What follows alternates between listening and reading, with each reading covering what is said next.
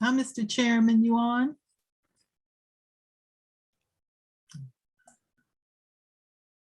Oh, I'm eventually wandering that way. How about that? There, I think Oh. I'm live from the Flint Hills now. Oh, okay. How you doing? I'm doing well, thank you. Good. I did see where there are, I think, 2 corrections that need to be made to the minutes. Just a word, I think in one when Rachel Jefferson was talking about the project there on 5th and off of 5th and Parallel, she was identifying the median income, and instead of median, they use medium, like a seance. Ah, okay. And then in Mr. Gwynn's project, the one over there off of 13th and Parallel, we were talking about the health building and a connection with, it's supposed to be vibrant health, but it came out in the written text as vibra. That's on page 34 of the packet. So I was just going to make those 2 notes. Excellent. We can make that happen. Can we approve the minutes without holding those up? But those 2 corrections need to be made, or just have to wait till they're made, come back? I forgot how you do that. But No, we can go ahead and move to approve with corrections okay. as supplied. Okay. Because I know that's what it is. Those are the only 2 that I saw. Okay. Hey, Brian, this is Jeff. I want to make sure you can hear me. Absolutely. Thank you. All right. Okay, I'm going to go on mute. Thank you.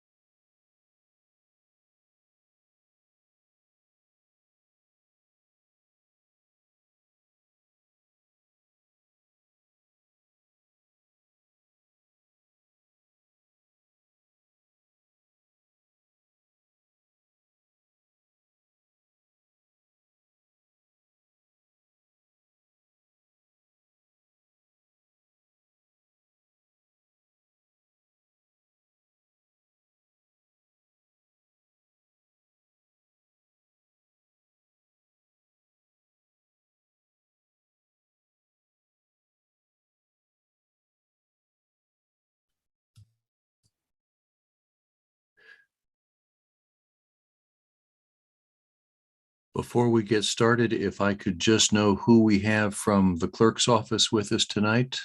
Is that you, Carol? Yes, you're right, Commissioner. Thank you. And then just for Mariah, I guess, I want to know if we are ready to go. Not quite yet. All right, thank you. Let me know when we are. Okay.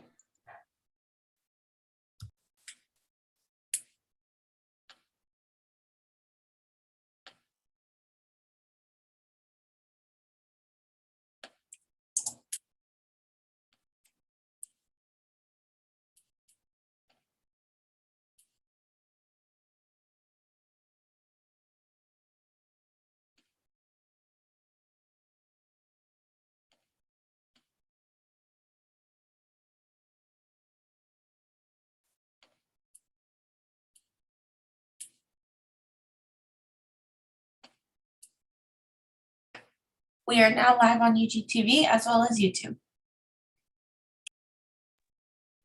Beautiful. Thank you. Well, good evening, everyone. Before I call this meeting of the Neighborhood and Community Development Standing Committee to order, I want to announce that due to COVID-19, some committee members, staff, and public are attending remotely via Zoom, as well as some who are on site. All participants joining should be sure to mute their phones or electronic devices when not speaking to avoid background noise. During the meeting, we ask that everyone please be sure to announce yourself by name and title every time you speak, so the public that is observing knows who is speaking. This is critical given the number of remote participants and is current guidance from the Kansas Attorney General. Due to COVID-19 requirements and the fact that this meeting is being held virtually, in-person public comment has been suspended. The public is allowed to participate and offer their comments on items coming before this committee by participating in this Zoom meeting, by submitting comments by email prior to this meeting that will be included in the record of the meeting, or by offering public comment in the public lobby of the City Hall building at 701 North 7th. With all of that said, we'd like to welcome everyone to this meeting of the Neighborhood and Community Development Standing Committee, and I'd ask the clerk to take roll. Roll call, Walters, Here. Johnson. We did receive notification from Commissioner Johnson that he would not be able to attend the meetings this evening. And Carol, if I could interrupt for just a moment, this is something that I should have said earlier. I had been notified that Commissioner Johnson was not going to be able to make it. I reached out to Commissioner Bynum and asked if she could substitute for him. She has agreed to do that for neighborhood and community development. I communicated with Commissioner Burroughs, and he said that he was fine with her continuing to stay on and substitute for Commissioner Johnson on economic development and finance as well. So she'll sit in on both meetings. Very well. Then Commissioner Bynum, Here. Townsend, Here. Burroughs, Here. McKiernan. Here. Thank you so much. There were no revisions to the agenda after it was originally published. So our first item of business is approval of the Standing Committee minutes from our August 9th, 2021 meeting. And I'll ask Commissioner Townsend to share a couple of corrections that she would like entered into the record. Thank you, Mr. Chairman. Commissioner Townsend, District 1. I noted that on page 18 and page 34 of the packet information that we were provided, two corrections that I think need to be made. On page 18, the speaker was Ms. Rachel Jefferson, and I'm going to quote what I think needs to be corrected and what is already in the record. So I'm quoting off of page 18. I quote, "Second of all, I want to mention that the medium," again, that word is medium income, "for Northeast Kansas City, Kansas is $20,000, end quote. I believe that word medium should be median, M-E-D-I-A-N. That's what I heard during the meeting. So that is the correction I would ask to be made. Also on page 34 of the minute packet, the speaker was Mr. Gwynn. And I'm going to quote the statement he made near the bottom of page 34, quote, "As far as the medical plaza, the third building, not the middle building, the third building, we secured a letter of intent from Vibra Health," end quote. And Vibra is spelled currently Vibra. The word should be Vibrant Health, Vibrant. That's the name of the company. So those are the corrections that I propose to be made. I have no other corrections for the minutes, so I would move that the minutes be approved subject to those corrections and the corrections be made for the record. Walter, second. Thank you, Commissioner. There's a motion and a second. I'll just ask the clerk to call the roll on the minutes.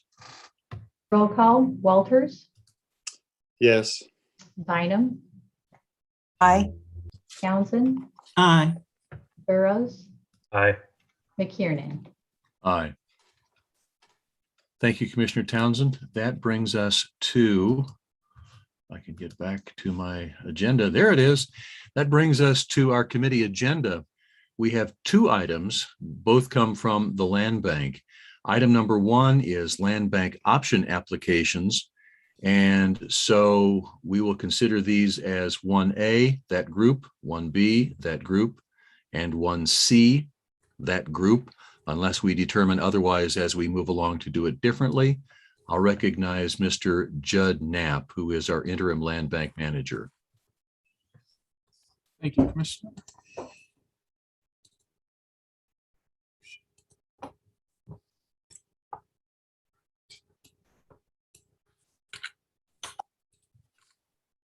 All right, so today we're presenting 15 single-family homes, 4 multifamily units, 4 garages, 1 commercial, and 3 property transfer for a grand total of 27. So let's start out with single-family homes. We have 13 of them. The first one is at 2100 South 37th Street. It's for a single-family home. Staff and the Land Bank Advisory Board both recommend this project. The second one is at 129 South 16th Street. It's for a single-family home.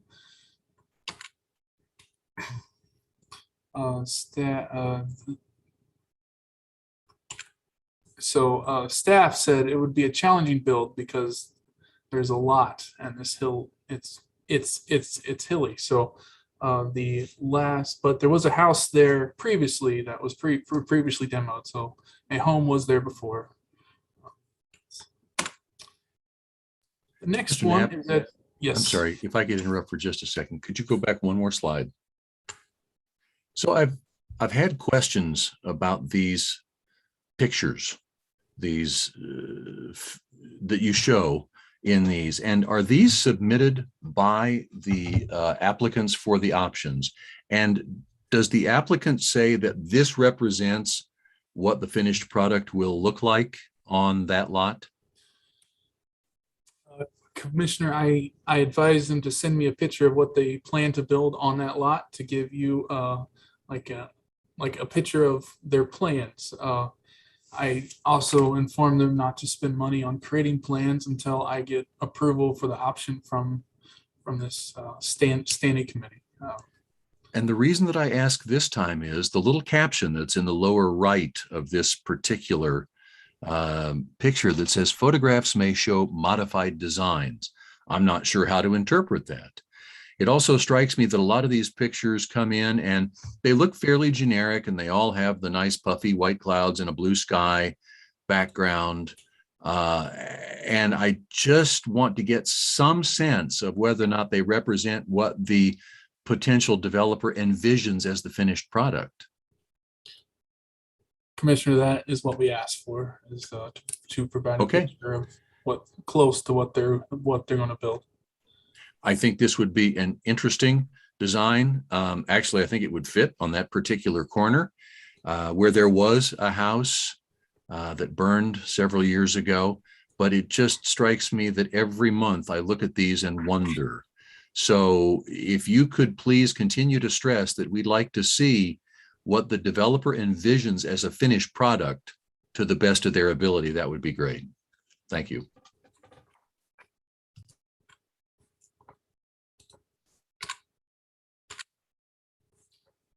So the next one is 4 land bank lots, 720 Garfield Avenue.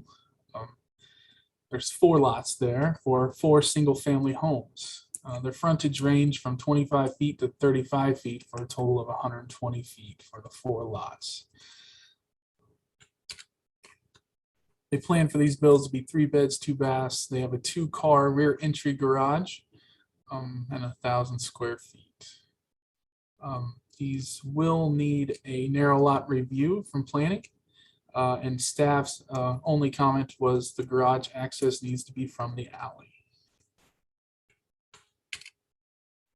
And since this is in the northeast, this is the northeast area master plan map, and it is in lower medium density residential, so it matches. The next one is requesting a land bank lot at 5911 North 123rd Street to build a single family home. They currently own 5917 North 23rd Street.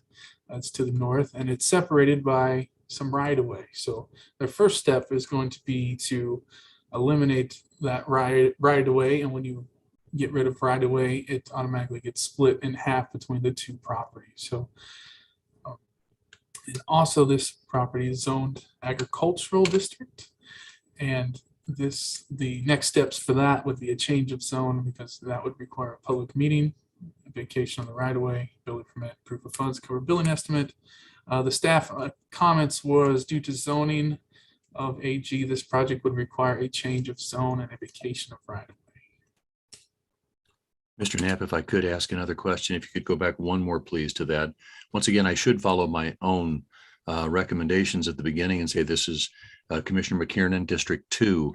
So if I understand you, we have 5917 and 5911, and that blank area in between the 2 is the right-of-way that needs to be vacated. And when it is, half of it will go to 5917 and half of it will go to 5911. Is that correct? That is correct. And the applicant here, who owns the adjoining property, believes that 5911 it will be sufficiently wide to build a house on after that split? Yes. Is that what they've indicated? Yes. I mean, Okay. the lot is 59 feet as it sits right now before they split up the right away.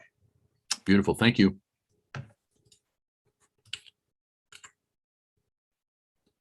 All right. So the next one is a land bank request from an applicant that's already been approved for a project. They're just requesting a new location so they can build their 2 model homes before the end of the year. Now, the reason for this request is because of delays on the original lots and getting the concrete poured before winter, and having the 2 model homes built for public review before the next building season. So that's why we're seeing their original request was on North Valley. So they want to move their request here so they can build their 2 homes before winter. So they requested 7 lots, but they project the first home will be at 837 and 841 Freeman. That's a total, they will combine these lots to build a house, and the frontage would be 50 feet when those lots are combined. Home 2 is either in 2 spots, 845 and 847, or it's an 843 or 845. So it's either home on these 2 lots or these 2 lots here. So the 845 and 847 has a total frontage of 58 feet, 843 and 845 have a frontage of 76 feet.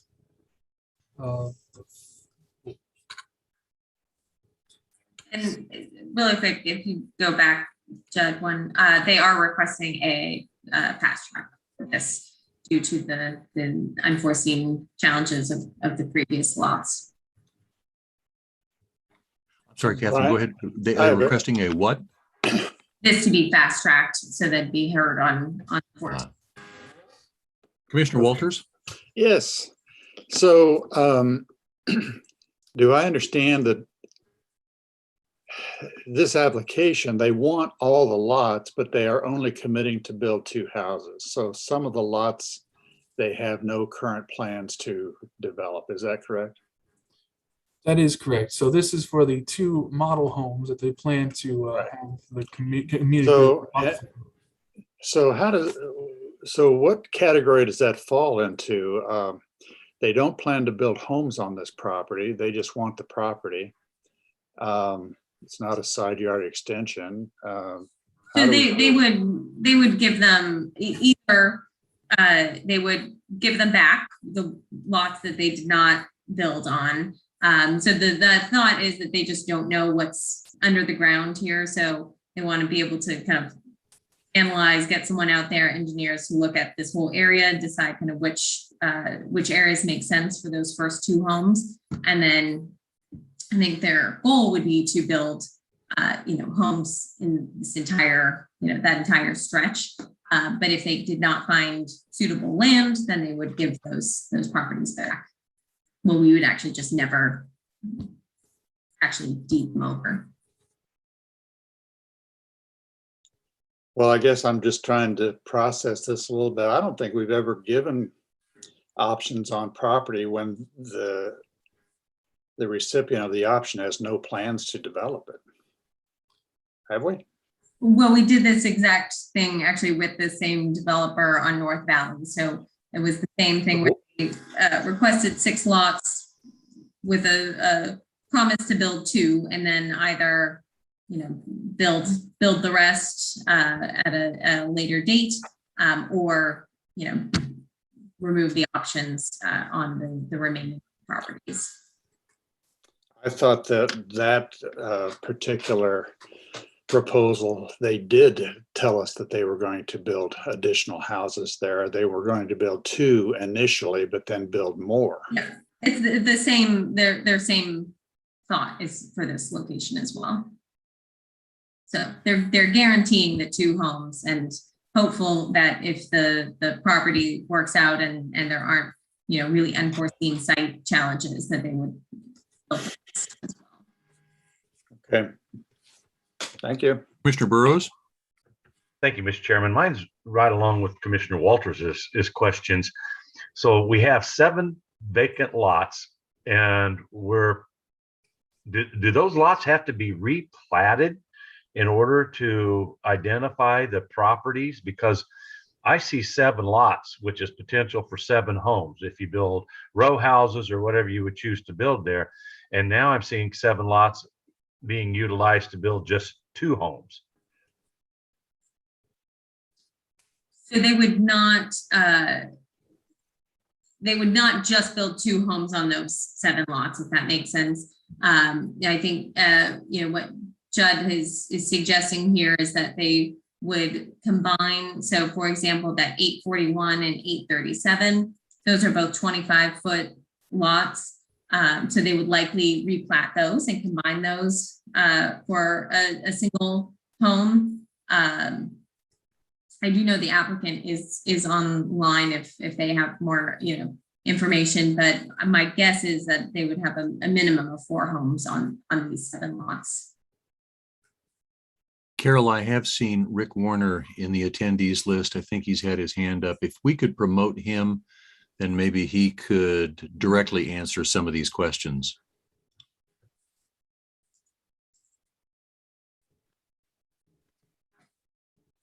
Can you hear me, Commissioner? There we go. Thank you very much. Okay, so this is Rick Warner. And so our plan would be to develop all of the lots. But the initial commitment is we're going to build 2 model homes on these lots. And then we're going to invite neighborhood groups, ministers, any interested party, all the elected officials, to tour the homes and tell us what changes to make.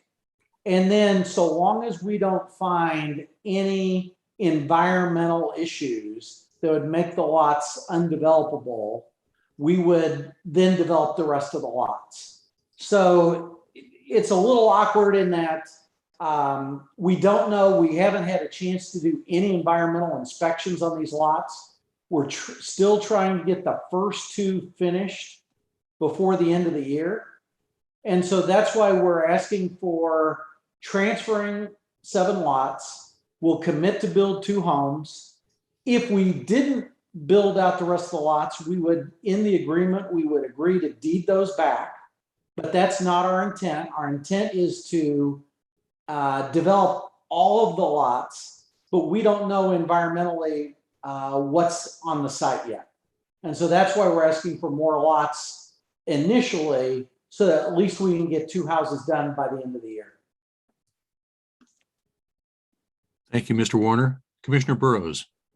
Thank you. And Mr. Warner, that's really not the question. The question is, you're taking, proposing, you've got 7 lots that are being requested.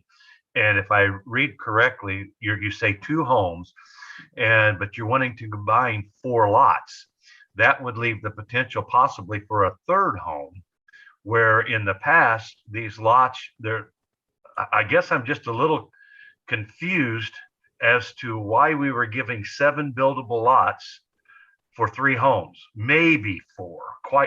It depends on how wide you want the last yard to be, but we're giving up 7 lots for 3 homes, if that's how I read the issue. And then I have one other question, if I may. Have you reached out to the neighborhood groups associated to this area as prior to building?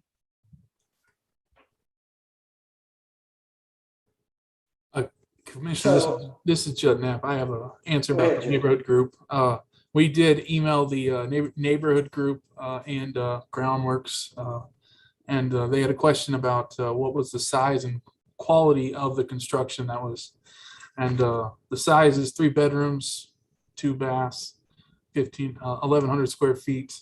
They were going to use high quality finishes, and each home will be 28 feet wide and 45 feet deep. So yes, we did reach out to the neighborhood groups. And then do I take from that other than getting those questions clarified, they had no objections to moving forward with this, or did they? Their email did not have an objection in it. I believe they wanted more information before they made a decision. Okay, thank you.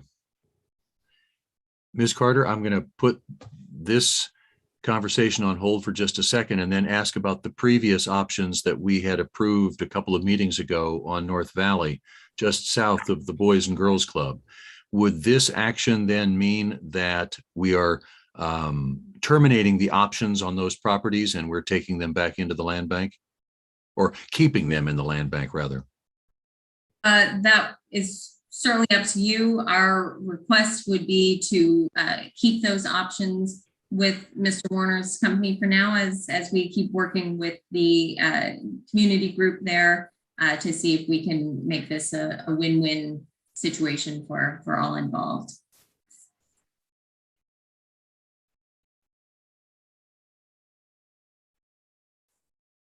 Commissioner Townsend. Thank you, Mr. Chair. Commissioner Townsend, District 1. I didn't think I had a question until the answer to that last one. So Mr. Warner was developing or plans to develop some homes on Valley that we dealt with in a previous committee meeting. So he currently has options.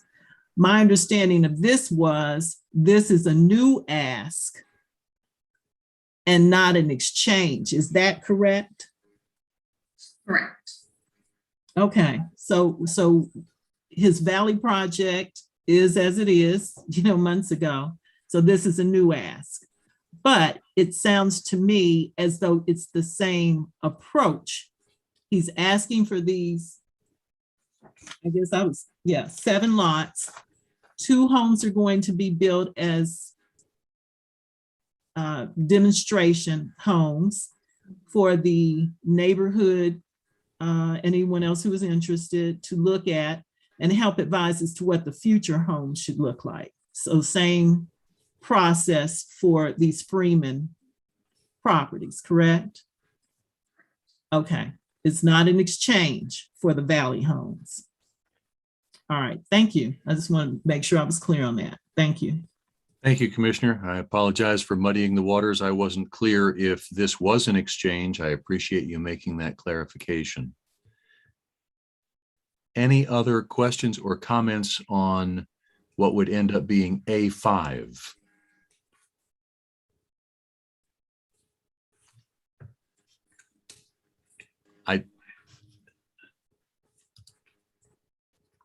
I do have Ms. Beverly Easterwood is in the attendees. Carol, if we could promote her or at least allow her to speak, because I believe Ms. Easterwood is Douglas Sumner Neighborhood Group, and this is in the Douglas Sumner area. Ms. Easterwood, it looks like we have unmuted you and you are allowed to address the committee. Okay.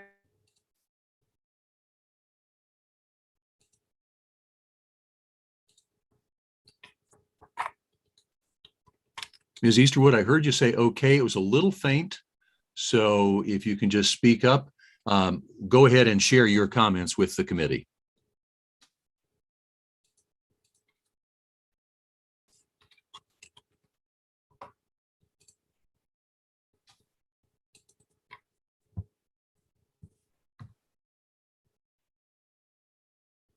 Ms. Easterwood, we do have you unmuted.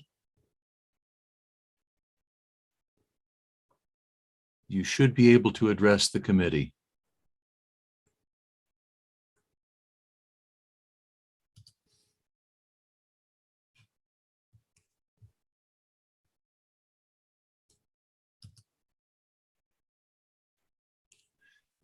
Carol, I don't know if Ms. Easterwood cannot hear us at the moment. Well, I asked her to unmute, which she did. We can move her over as a panelist and see if that helps. Well, it does now appear that she has disappeared. Oh, yeah. So maybe she was having a connection difficulty.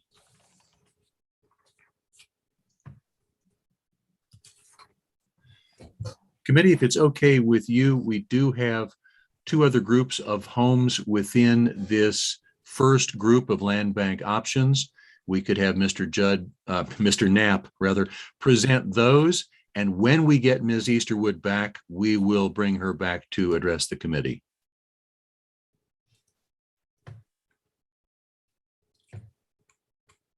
Hearing no opposition to that, I will ask Mr. Knapp to go ahead with Bright Solutions. All right.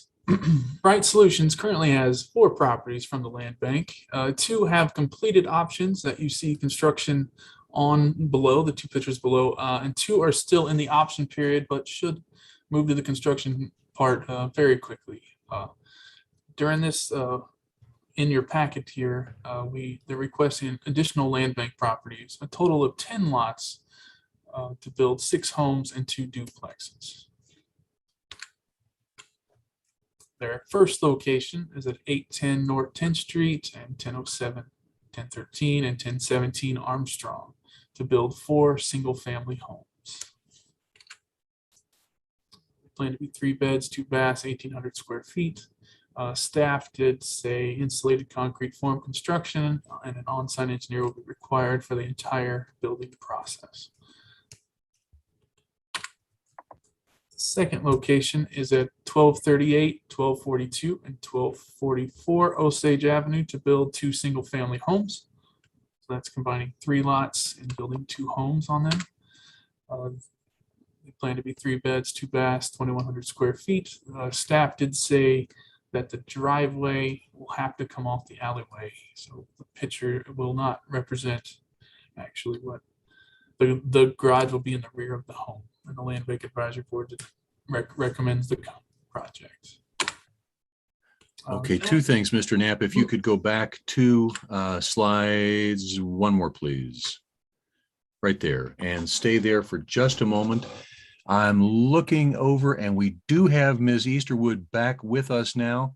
She's been promoted over to a panelist. And so let's put Bright Solutions on hold for just a moment. Move back to the 800 block of Freeman Avenue, the Circuit Avenue Partners LLC, And Ms. Easterwood, if you would, please go ahead and share your comments with the committee. Yes, thank you, Commissioner. Can you hear me now? Yes, we can.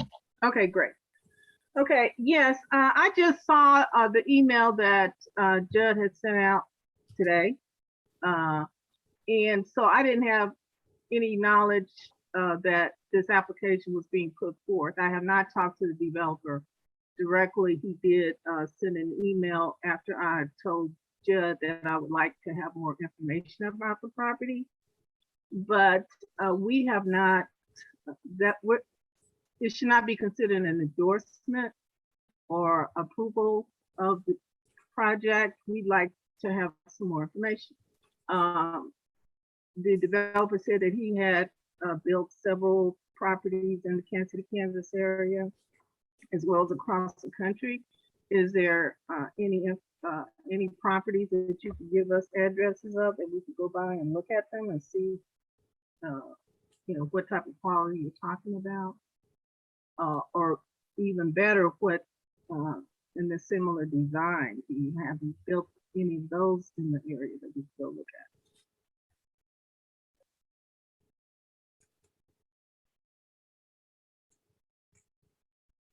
Hello?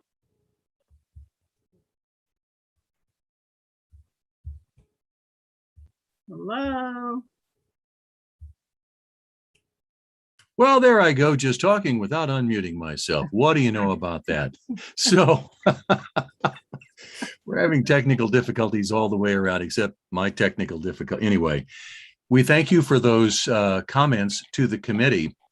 And committee, I would ask if you have any follow-up questions or comments about this particular group of properties.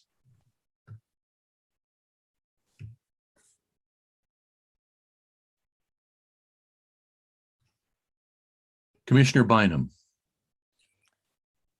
Thank you, Commissioner McKiernan. It's Melissa Bynum at Large District 1. I would be inclined to hold this particular option agreement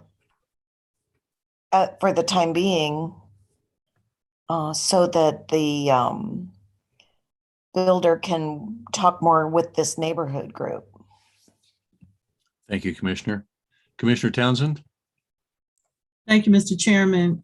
Gayle Townsend, District 1.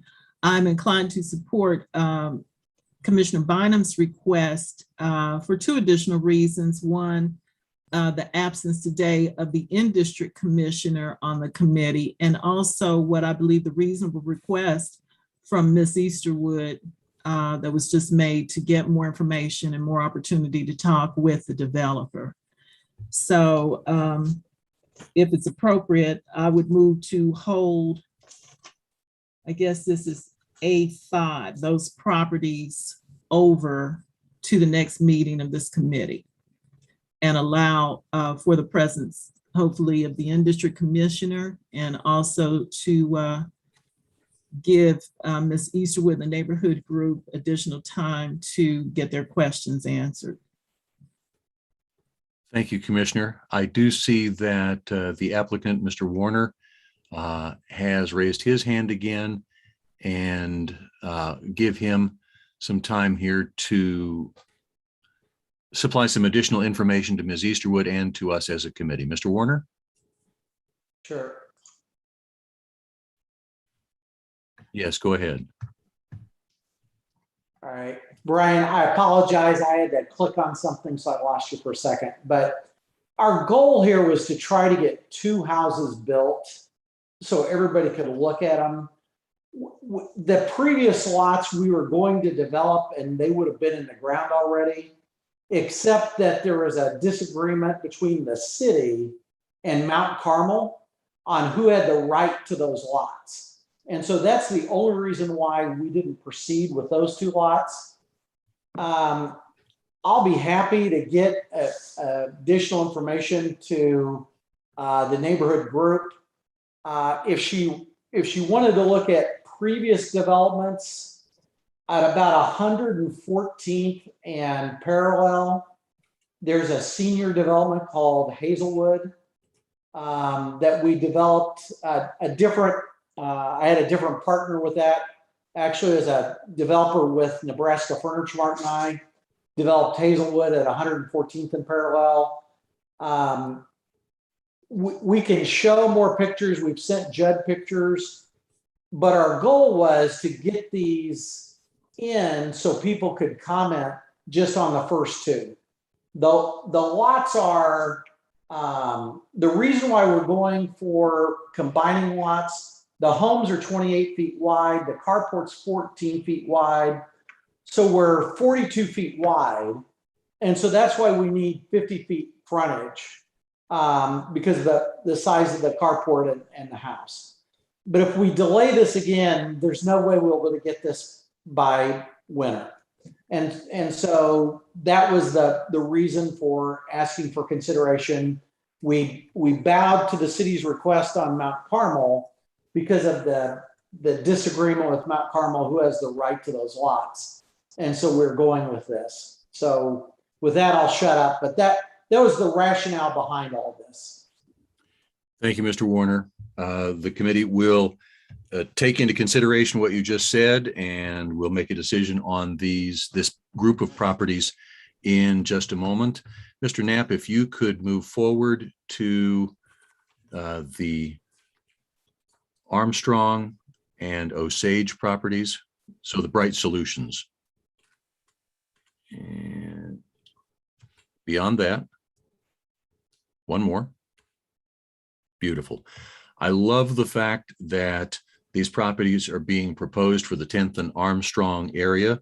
It's been vacant for a long time. We'd love to see some additional single-family homes in this area. These are going to be insulated concrete forms, right? That is what I was told, Commissioner. And so I want to just confirm, and again, this goes back to my earlier question about the rendering that the applicant is sending. Even though this is an ICF home, it will still have the gable roof and the more traditional elements in terms of the finish outside. Is that your understanding? So it will look like the picture. That is what I tell the applicants, yes. I believe the developers on the call, or they told me they were going to be here. And so I just saw a hand go up in the attendees, someone whose screen name is Shelley. Would that be the developer? Yes. Carol, if we could promote that person, so, or at least unmute them so that they can talk. I think love I'm to hear. unmuted. Beautiful. There you are. Indeed, you are. Oh, you can hear me. Yes, So- there will be a gable roof, but not as big a slant as you see. All right, it'll be a smaller slant. but still a more traditional exterior finish. Yes, it will be traditional. Yes, it definitely will be. Okay. Yes, there's Thank you. nothing, just so you know. Thank you so much. Appreciate the update.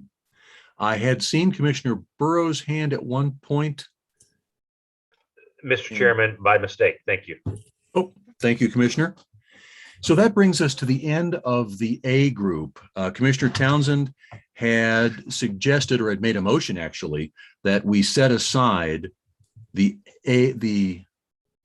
1A5 800 Freeman properties and consider holding those over to the next meeting. I guess I'll take the direction of, I have somebody with their hand up and I don't see it. That is Commissioner Townsend. Go ahead, please. Thank you, Mr. Chairman, Commissioner Townsend. With Mr. I'm sorry, the builder's name, Mr. Warner, Mr. Warner's last comments, again, I found myself confused. The Valley properties that had been previously approved by this committee, is there a hold on that project, Mr. Warner? And that's why you want these 837 Freeman properties? I understand they're two different projects, but you made a point to talk about building that you wanted to try to get going before the end of the year. So is that not going to happen with the Valley properties? And so, Commissioner, I'll recognize Catherine Carter to address that question.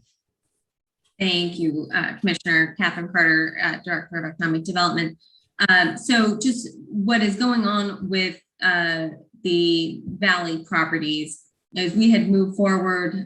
Those received an option a few months ago with the plan, as Mr. Warner has discussed, that they would move forward, build two properties. They were moving forward, spending money, getting things ready to do so at that site. Those properties are part of the Mount Carmel master plan. So they were hoping that they could also be involved, or at the, ideally, I believe they still would like to develop those properties themselves. Now they are land bank properties, so they're in our ownership. So we were taking some time so that we could see if there was a ability for Mr. Warner's project and Mount Carmel to work together and find a way through that it's kind of a win-win, but it would just it's taking longer than, the desired time period where Mr. Warner would like to get those two model homes done before the end of the year so that they can get ready for the next construction season, where they could really ramp up and build a significant number of homes. So his request for these properties at 837 Freeman, essentially, if approved, would allow his company move forward with two homes. He still has the option on the Valley property, but there's some other issues that would prevent that development now.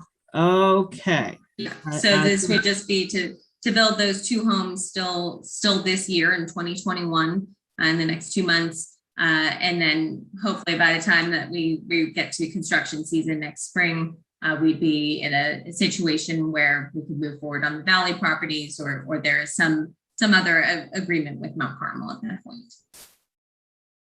Okay, with that explanation then, Mr. Chairman, I will withdraw my motion. It's a little bit clearer to me now what's happening. I recall the discussions a month or two ago about the Valley properties, but something has come up. So if these are approved, then that would clear the way for his company to go ahead and get going before the end of the year on the model homes at least. So I'm going to withdraw my motion to clear the way for whatever my colleagues want to decide to do.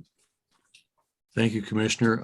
If we do move forward with this, I would ask Mr. Warner to make it his highest priority to communicate with Ms. Easterwood at his earliest convenience, so that we can get an active dialogue going with the neighborhood group, and they can be brought on board and brought up to speed as to what the plan is for that block.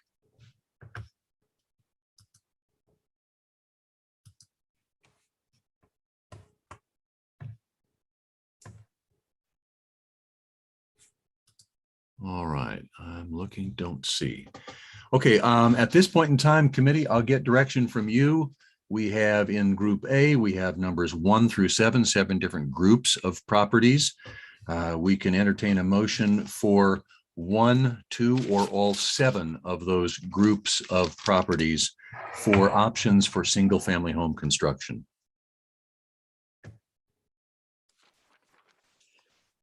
Walters, move for approval of all 7 proposals. Townsend, second. Thank you. We have a motion and a second to approve all of the options for new single-family home construction. Is there any further comment from the committee? And before we take a vote, is there any public comment that we have not already received?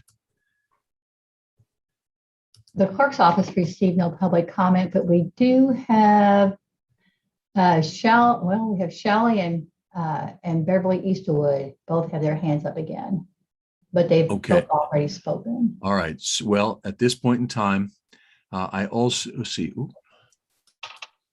At this point in time, I'm going to go ahead and recognize Miss Easterwood, and then Shelley. Hang on for just a moment. I'll get to you in a moment. Ms. Easterwood, any other comments? If you could unmute. Any other comments for the committee? Just like to say that I think it's unfortunate that the things could not move forward with Mount Carmel, but I feel like we're being pushed into a corner because of the developer's guidelines that he's trying to meet and not giving us proper time to adequately investigate what's going to be taking place in our neighborhood. Thank you, Ms. Easterwood. Appreciate that. And Shelley?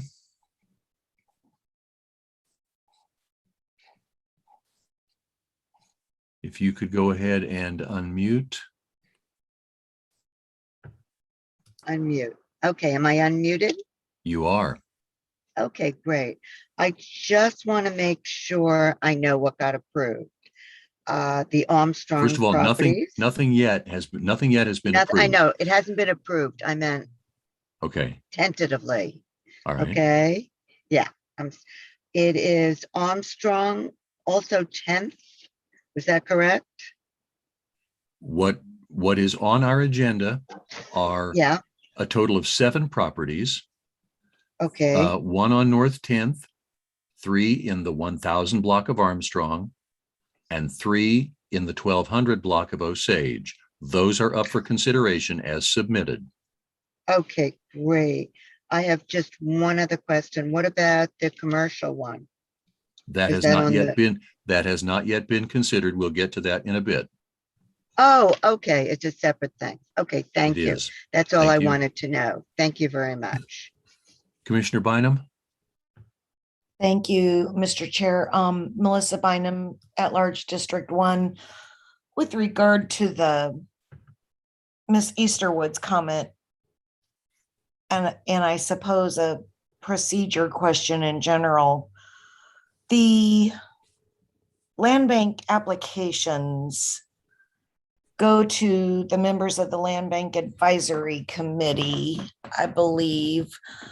Judd, what I don't know is how soon ahead of this meeting the Land Bank Advisory Group looks at these applications, and at what point in that process is there an opportunity to make sure a neighborhood group, and I would say in particular a longstanding, still active group, notified?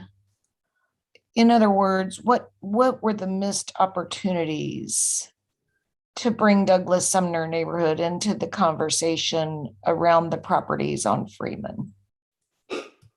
So this is a fast-tracked item, and it got added to our agenda after our agenda review. I did send out an email to the neighborhood groups and groundwork on October 6th, stating that this was stating the case. And so usually what we do is we give the neighborhood groups a month of notice before this meeting date, but because it was a fast-tracked item, it got sped up a little bit.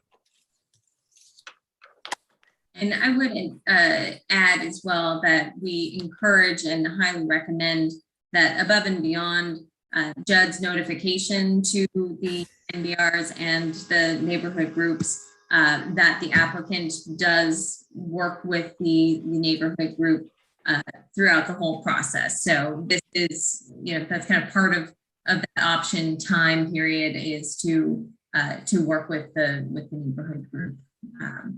So we would anticipate, I believe Mr. Warner is planning to do so at this point as well. I'm going to state, this is Commissioner Bynum again, I'm going to state that I'm very torn because I don't want to cause the delay for the developer, and I understand the desire. And that is why everything here is being asked to be fast-tracked. And plus you have the challenge with the prior lots. And it's just so unfortunate that all of that is occurring within the confines of a very active neighborhood area, that for that reason alone, and in general, just the reason that they have the right to, I think, participate in the betterment of their neighborhood, that this is all occurring within the boundaries of one of our longest serving neighborhood groups. That's just very unfortunate, in my opinion. Thank you, Commissioner. To follow up on that, Judd, it's my understanding that this group that the Land Bank Advisory Board as a whole was just notified of this 5 days ago, and this is not the usual time period that we have set up for sending out information and getting back feedback. It is not the normal timeline. No, this was sped up. All right, thank you. Commissioner Townsend? Commissioner Townsend, I am distressed now, and I try very hard not to be a person who vacillates unnecessarily, but I am distressed to just now know that this item was fast-tracked. And back in February, March of this year, members of this committee went to great lengths to talk to members of the NBR, the advisory committee, and neighborhood groups to deal with the notice issue and increase the amount of time that the advisory committee would have to evaluate these proposals. So I am distressed to now know, much to the conflict of what I expected with this, that these items were fast-tracked and without a note to the members of the committee that the notice provisions had not run their normal course. So I too regret that there have been roadblocks that were unanticipated for the other project, the Valley project. But I do believe it is essential that we stick to the procedures that we assured the neighborhood groups would have with this notice. And so for that reason, I'm going to withdraw my second to the motion. And from here forth, I would just ask that if something is going to be fast-tracked, this committee knows that ahead of time. That this is the thing that we are trying to avoid with the neighborhood groups and not giving them enough time and notice. And that meeting back in March or February of this year to resolve that issue, I think meant a lot to those groups. So that's where I am on it. This is not as it appeared to be in our packet. I'll just leave it at that. So thank you. Thank you, Commissioner. With the second withdrawn, we have a motion. There still can be a second on that. If we don't get a second, that original motion will die for lack of a second. There is a hand that keeps going up in the attendees. There is a Roger that I keep seeing. Carol, I would ask that person if you want to comment on this group of applications or any of those. And if so, let's go ahead and get him unmuted, Carol, so that we can hear that comment. Roger, whoever you are, if you would go ahead and state your name and address for the record, and then you are free to address the committee. Hello, this is Roger Avalos at 315 South 82nd Street, Kansas City, Kansas. And I just want to support the investors for investing here in the city. I've seen it grow in the last 15 years. So that's the comment that I want to make. And then I've seen a lot of projects delayed or turned down by neighborhood groups. Is there, I guess this question is for Judd, is there something that can be added to the dot maps? Like the areas that need to go to these groups for approval? And so, Mr. Avalos, this really is a time for comment. We appreciate your questions.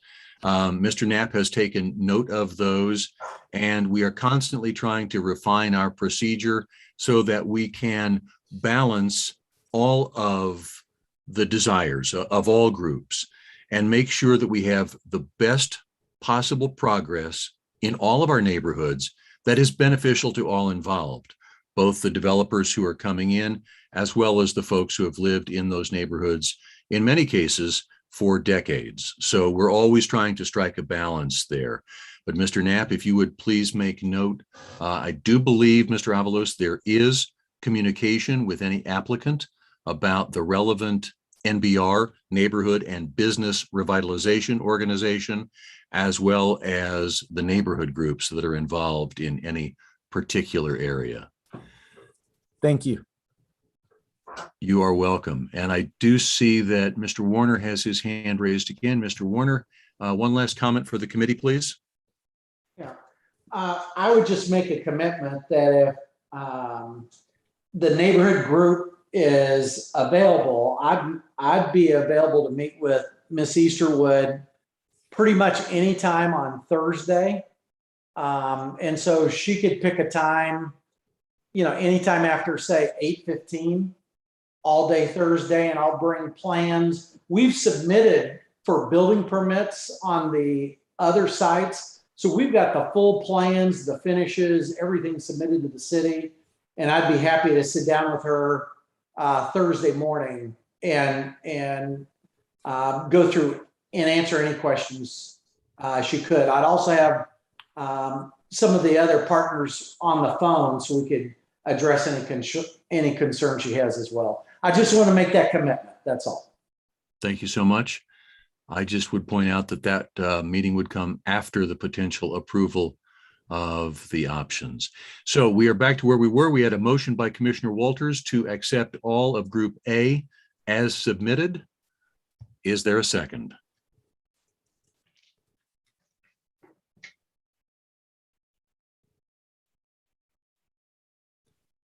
I do not hear a second for that motion. That motion dies for lack of a second. Do we have any other motions on this group of properties, Commissioner Bynum? Thank you, Melissa Bynum, at-large District 1. If the developer, if Mr. Warner were to satisfactorily meet with Beverly and her neighborhood group, which I'm going to point out had their neighborhood group meeting on October 5th, one day before this communication. But nonetheless, if that group were to be able to pull together a meeting so that Mr. Warner could work with them, and we gave approval to this tonight in an attempt to try to help him stay on his desired timeline, is it possible that this singular batch could fast track to us on Thursday, the 28th of October? I'll defer the There's answer. a lot of ifs in there, and I apologize for that. I'm trying to negotiate a place to the middle. I appreciate that, Commissioner. I would ask either Ms. Carter or Mr. Knapp. Yeah, that would be the normal time for anything that is approved today. To if you approve the normal batch as is, it would automatically go to the 28th to be heard by the to the full commission as the Land Bank Commission. There was a request, I'll just reiterate, on the property in question on Freeman to be fast tracked to this Thursday, the 14th, which you can obviously do with as you desire. But if approved as normal, it would go to the 28th. Okay, it's Commissioner Bynum again. What I had originally suggested was a hold, which would push it to the end of November. So again, I'm coming in the spirit of a compromise. And so Commissioner, would I take that as, let's see, I've got Commissioner Townsend. Commissioner Townsend, I have a question along the same line then. Instead of approving this tonight and let that meeting take place later in the week, could we not address this in its option agreement phase solely on the 28th? In other words, not take any action on it tonight, let that meeting happen, and then address it on the 28th. So when you don't actually approve anything really, you're recommending something for approval by the full commission is if you move it forward tonight. So nothing actually gets approved tonight. So regardless, if you, again, take the normal path, that would be advancing this and recommending approval on the 28th. Right, but we would have to take some vote to move it forward under normal circumstances. That's what we've been talking about for the last 20 minutes. So what I'm saying is we let that meeting happen, and then forward this on, that this committee, just move to forward with this on without a recommendation and take the vote on the 28th. So there's only one vote because that way we recognize what the neighborhood group has said and Mr. Warner's willingness and desire to meet with the neighborhood group, but that meeting is not going to take place within the next 10 minutes when we would vote. So that's my point. Thank you, Commissioner. Wendy Green from our legal department is about to, I think, set us straight on what options we have here. Thank you. This is Wendy Green from legal. What I would suggest is to get it to the commission even itself, it's going to require a vote from this committee. So whether it's a unanimous vote or not a unanimous vote, as long as the majority votes to move it forward to the commission, that's all you're voting on tonight is to move it forward to the commission. It could go on a consent agenda, but then you could just ask for it to be removed so that you could then make sure that Mr. Warner had a chance to meet with the neighborhood group and find out what happened with that meeting before you then vote on whether or not to approve this option. So if you vote to move it to the not the fast track, if you don't want to fast track it, but to the regular commission meeting where this would appear, then you're just voting to move it forward to that commission. You're not actually voting to approve the option, if that makes sense. And so then that way they could have the meeting and then you could always remove it from a consent agenda to discuss it at the commission meeting. But you would have to do some other type of procedure outside of the standing committee in order to get it to that commission meeting if you don't vote on it tonight. I hope I'm making sense. Thank you, Ms. Green. You are making sense. I guess the question that I would have for the committee is, I do see Commissioner Burroughs. Thank you, Mr. Chairman. Commissioner Burroughs at large, District 2. Wendy, if we follow, I want to make sure that I understand. So if we chose not to have a unanimous decision tonight, this would go to the non-consent calendar. So that at that time, the public would have a chance to weigh in at the 28th meeting that has been suggested by Clyde Townsend. Well, then go use the restroom. Just 1 second. We do have a microphone that's open and needs to be muted. If we've got somebody, there we go. Thank you. Versus the fast track meeting that's being requested for Thursday night. Right. You would need to make sure that you were clear in your motion that you were that this was approved to move ahead to the commission on the 28th and not the one this Thursday. Great, thank you for that. And the reason why I state that, because I think this addresses what Commissioner Townsend has brought forward, as well as the conferees that are concerned about the questions they may have the neighborhood group. So I just wanted clarification. I believe I fully understand. Thank you, Wendy. Yep, absolutely.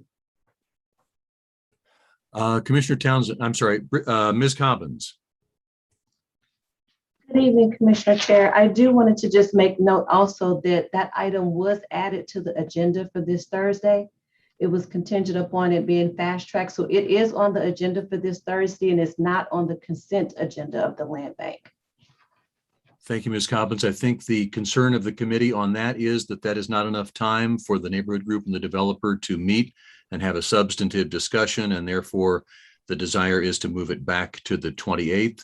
I might suggest to the committee that one way we could approach this is to deal with all of the other 1, 2, 3, 4, 6, and 7, all of the other option agreements, and then hold this one out as a separate, so that those others, if unanimously approved by this body, could be on consent for the meeting of the 28th, which is when they would normally be considered anyway. And then we could deal with group A5 separately. Commissioner Burroughs. Thank you, Mr. Chairman. I would make that motion. 1 through 7, excluding 5. Thank you. There is a motion to approve A1, 2, 3, 4, 6, and 7 as submitted. Is there a second for that? Townsend, second. Thank you. There's a motion and a second to approve and forward those to full commission on the 28th. Roll call, please. Roll call, Walters, Aye. Bynum, Aye. Townsend, Aye. Burroughs, Aye. McKiernan. Aye. Thank you so much. That leaves us with A5, and we could have a motion to forward to full commission, but to do so separately.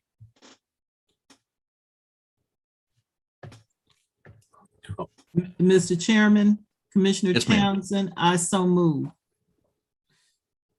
that item, what was that? A5 be A5. moved to out of committee onto the agenda for October 28th for fuller discussion and action. Thank you so much. And Commissioner Bynum, I'll recognize you. I think I can anticipate your question, but go ahead. Commissioner Bynum, at-large District 1. I really just want to add to the motion a stipulation of a required neighborhood group meeting with a report of the results of that meeting to the full commission on the 28th. Thank you so much. Commissioner Burroughs? Thank you, Mr. Chairman. I'm assuming that this will be a vote to advance it on a consent calendar to the 28th, or will this be a vote just to advance it with no recommendation? That's a great question, and that's the one I thought that Commissioner Bynum was going to ask. My understanding, and Wendy can correct me if I'm wrong, is that if we vote unanimously, it will go on the consent agenda for the meeting of the 28th. But by voting on this item separately, it makes it easier for us to pull this out of consent and deal only with it without affecting all of the other properties. Ms. Exactly. Green, did I get that right? You sure did. Thank you, Mr. Chairman. Commissioner Townsend, oops, your hand disappeared. There it is.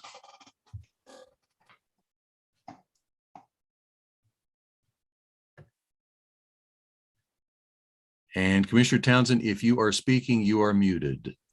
Thank you, Mr. Chairman. And yes, I was. My question to Counselor was, would my motion get us there? What I want is discussion, and I would not be offended if there is at least one no vote to my motion, because that would get us on the discussion agenda, the non-consent. So I think everybody wants to get there. I think that's the point. To clarify, if you want to amend your motion to state specifically that it is, you are moving to advance it to that commission meeting to go on the agenda, but not the consent agenda, you could even make it that clear as well.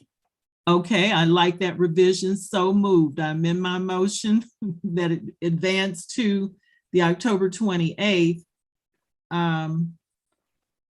full commission and not on the consent agenda.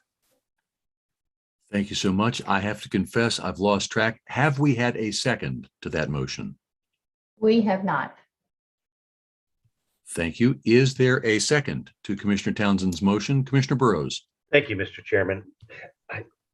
I guess I want to make sure that we're following the proper procedure. I would think that we would go ahead and make the motion would need to be to take action on this particular issue. And if the issue should fail to get unanimous consent, then it would go to the non-consent.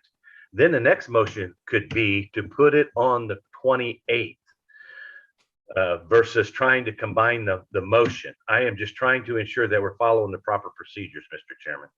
Thank you, Commissioner. Well, my understanding, and correct me, Wendy, if I'm wrong on this, is that all of these items that we have considered would be on the agenda of the 28th, that the request was that this be moved to the agenda of the 14th. We would now not put this on the agenda of the 14th, but on the agenda of the 28th, allowing time for that neighborhood group meeting.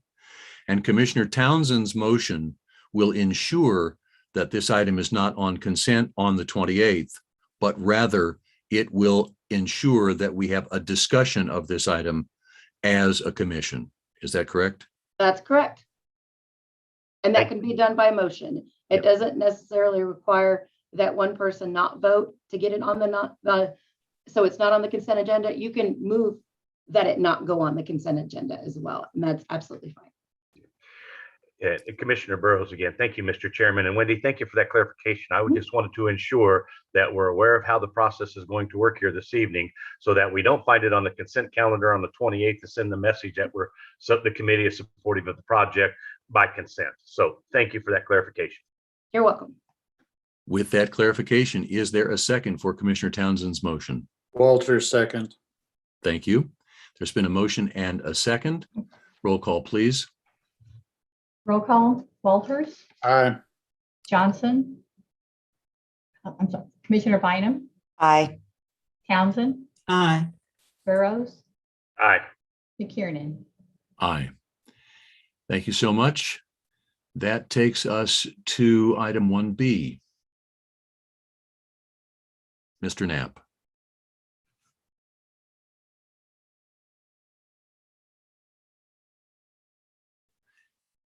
Mr. Knapp, if you're talking, you are muted. Okay. There we All right, go. First one is at 829 South Mill Street, 831 South Mill Street. That's for a duplex. Mr. Knapp, if you would go ahead and share your screen again, please.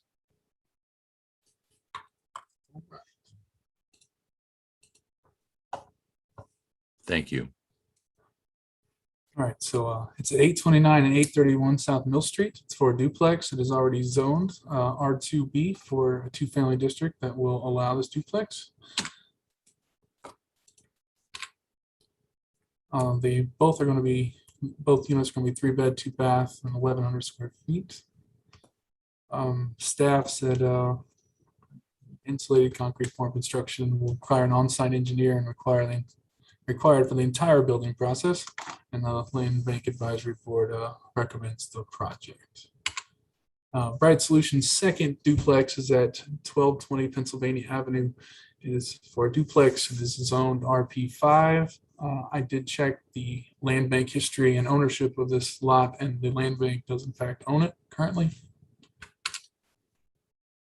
This is the same duplex as before. The only comment from staff was the duplex will have to face Pennsylvania Avenue. If you could go back one more slide. Right there. So it'll be on the diagonal of Pennsylvania. Mr. Knapp, I appreciate you checking it. I could have sworn that several years ago we had transferred this parcel to someone who lives on the north side of Taylor, but I guess my memory is faulty on this.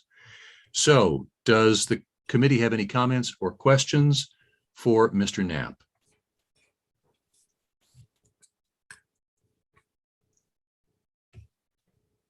I will just say that all three of these locations are in my district. I would say that these would be really interesting and excellent additions to Armourdale.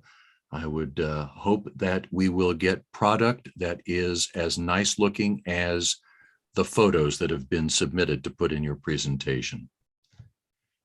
I do see Commissioner Townsend.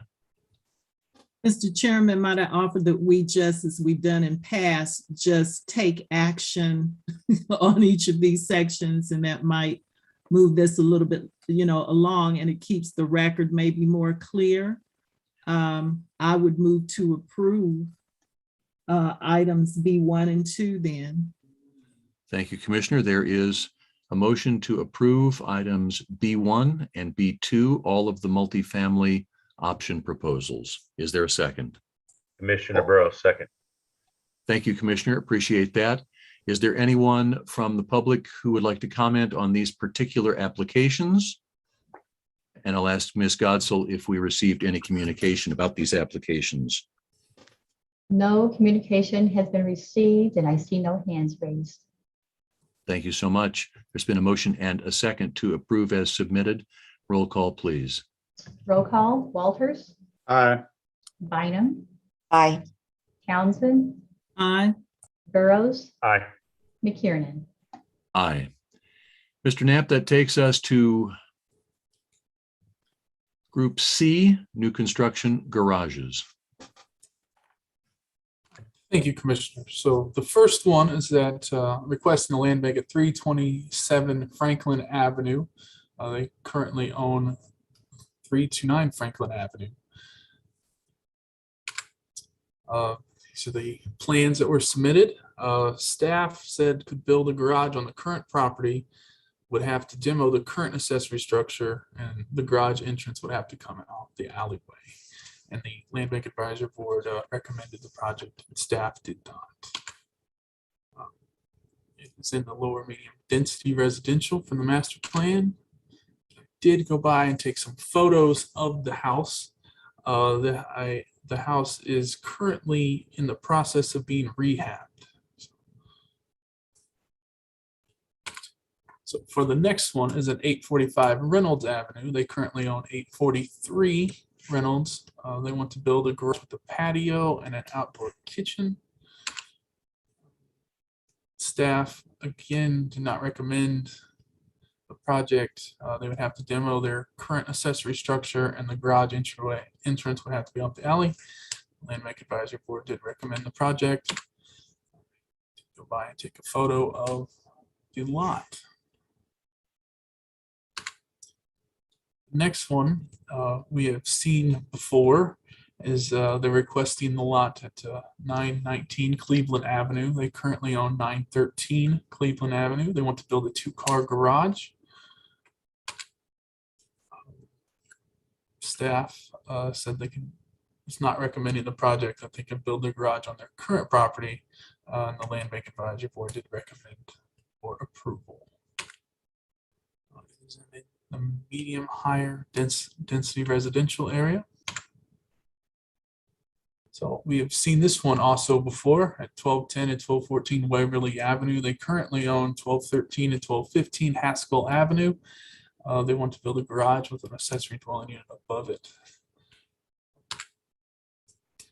So there was, in the last standing committee meeting, there was questions on, can they just turn the building so the garages do not face the street? And the answer I got from staff is they don't really think it's appropriate to extend their parcel to become a through parcel, thereby making their garage the front facing building on Waverly. So the staff still does not recommend approval with this turning the building, because then the garage doors would be facing the neighbors.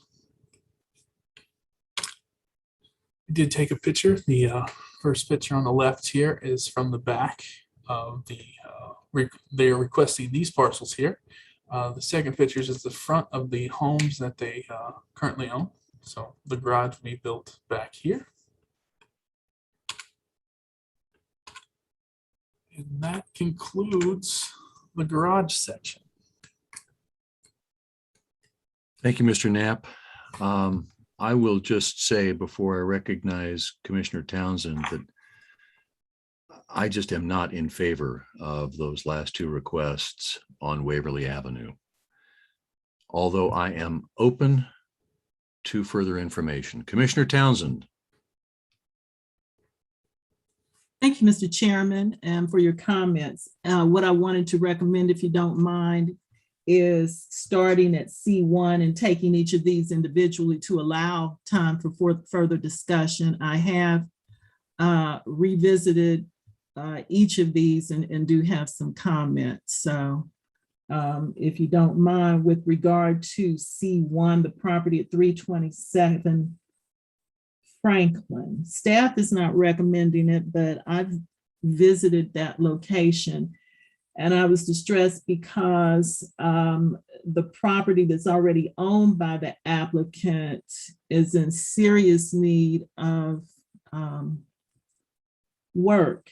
And I would be more inclined to consider the kind of steward the applicant would be once the house that they own at 329 has undergone its renovations. It may well be large enough to build the garage they need, but aside from that, I have concerns given the way that the current property looks. I saw stickers on the house, and so I would not recommend favorably this application at the time. Thank you. You said you saw stickers on the house. Mr. Knapp, we don't forward applications where there's a history of code violations, or do we? We do not. Those stickers may have been building permits, maybe? Okay. I'm guessing. All right.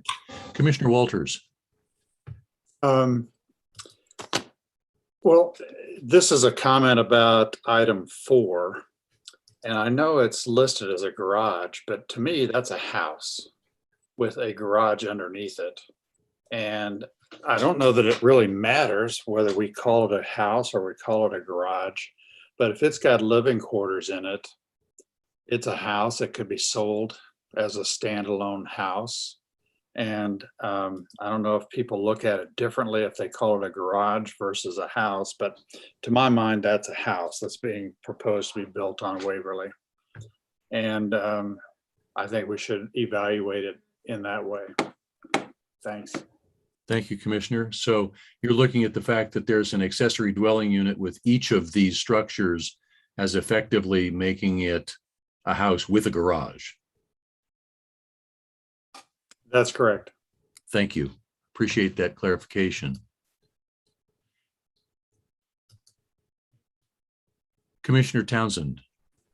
Yes. What I'd like to do, if you don't mind and colleagues don't mind, is to act on C1 first so we can go down the list of applications here, because I appreciate Commissioner Walters' comments, and I do have some additional comments for that property, but just so we're not kind of lost on the discussions. And clarification from council, if there is no recommendation, these applications die or are not processed further. We actually don't have to deny them. Is that correct, council? That's correct. If there's no move to approve them to go on to commission, then effectively it gets denied. Okay. Thank you. Well, I'll just restate, having visited the property and my concerns for the state of the current property owned by the applicant, I would not recommend it. So that, and not a motion, but there it is. Thank you, Commissioner. Appreciate that. For the committee, is there a motion on item C1, 327 Franklin?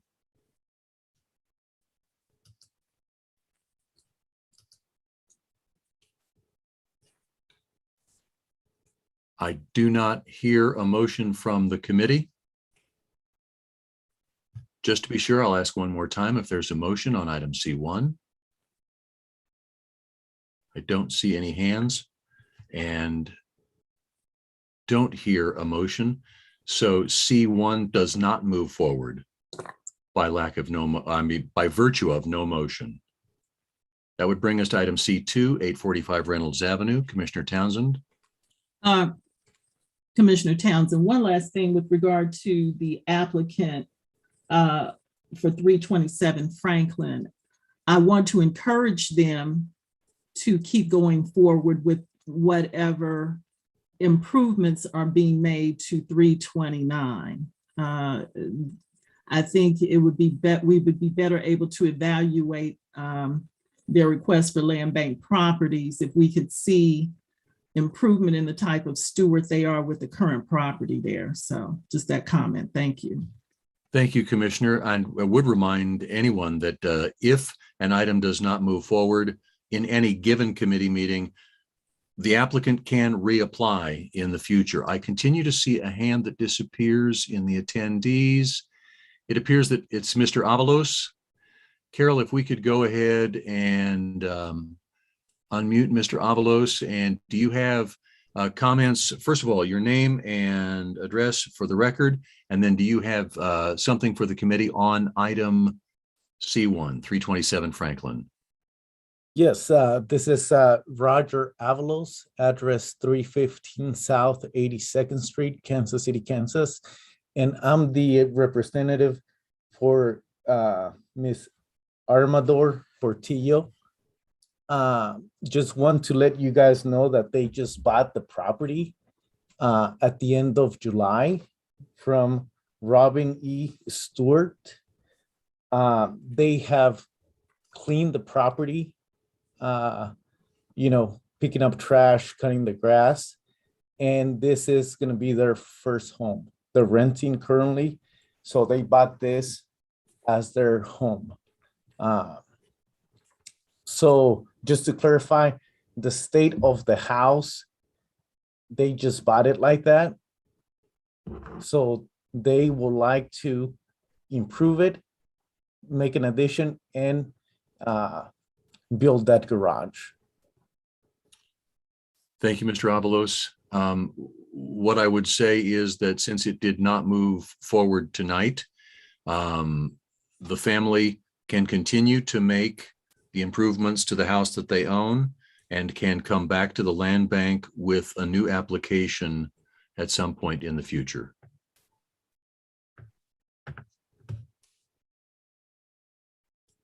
So committee, that brings us to item C2. I'm sorry, have we, Carol, keep me straight. Have we, there was no motion, so there's nothing to act on C1. Item C2, 845 Reynolds. Is there a motion for action from the committee on that?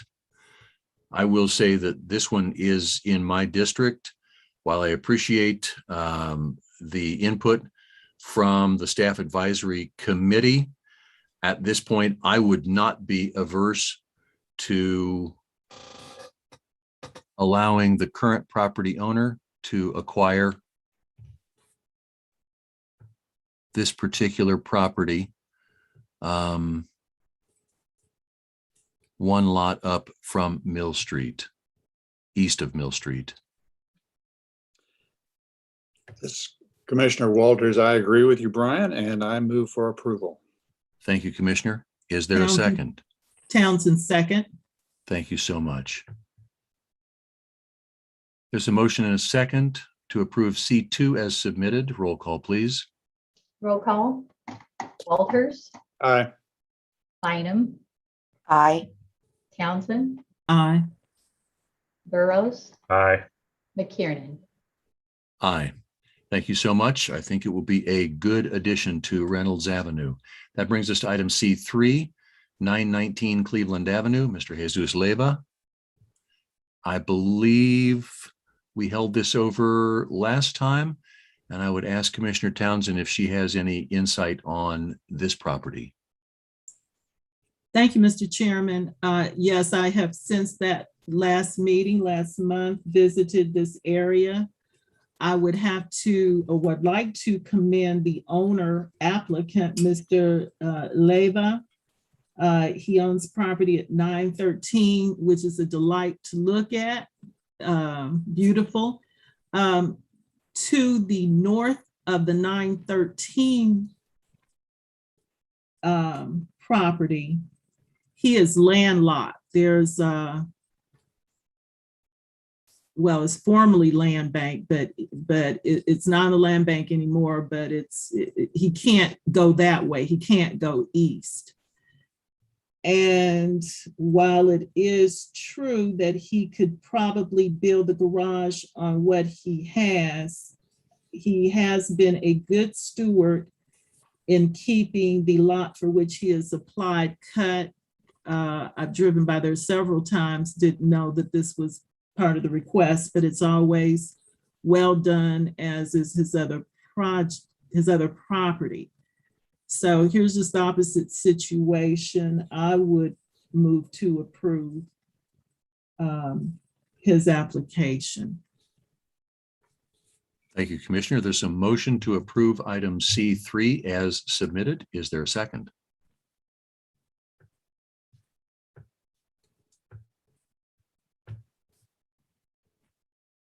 Hearing none, as a member of the committee, I would offer a second on this based on the comments of Commissioner Townsend.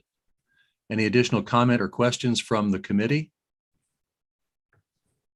Any comment on this particular, Commissioner Burroughs? Thank you, Mr. Chairman. Commissioner Burroughs. This was not recommended by staff, correct? This is Judd Knapp, the land bank manager. Yes, that is correct. Thank you, Judd. Thank you, Mr. Chairman. Thank you. Carol, did we receive any comment about this particular application? No public comments were received. Thank you. Is there any member who's in attendance tonight who would like to comment on this particular application? There are no hands raised. Thank you so much. There's a motion and a second to approve as submitted. Roll call, please. Roll call, Walters, No. Bynum, Aye. Townsend, Aye. Burroughs, No. McKiernan. Aye. That makes the vote 3-2. This motion requires 4 votes to advance to full commission, so it does not advance. That brings us to item C4. Any comments or questions from the committee? Commissioner Townsend. Thank you, Mr. Chairman, Commissioner Townsend. Prior to our last meeting, I visited these properties, the block in which the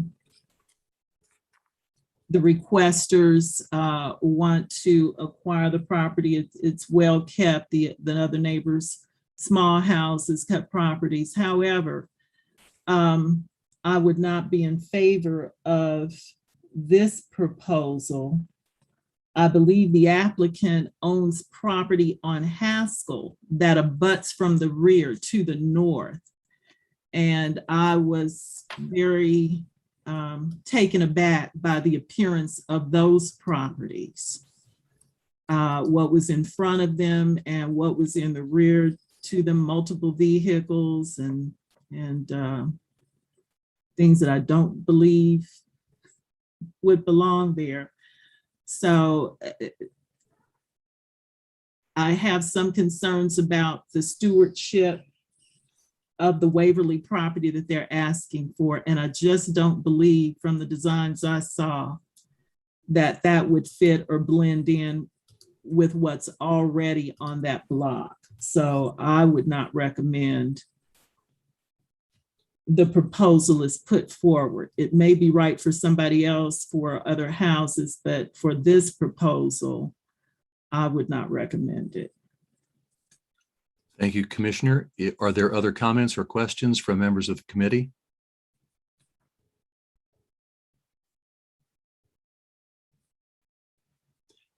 Seeing none, is there a motion from the committee on item C4?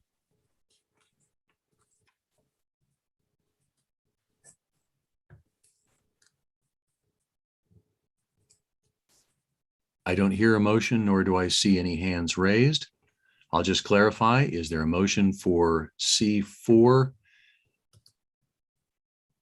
And Carol, it does appear that the applicant is in the attendees. Yes. So if we could give Mr. Moreno the opportunity to address the committee. He's unmuted.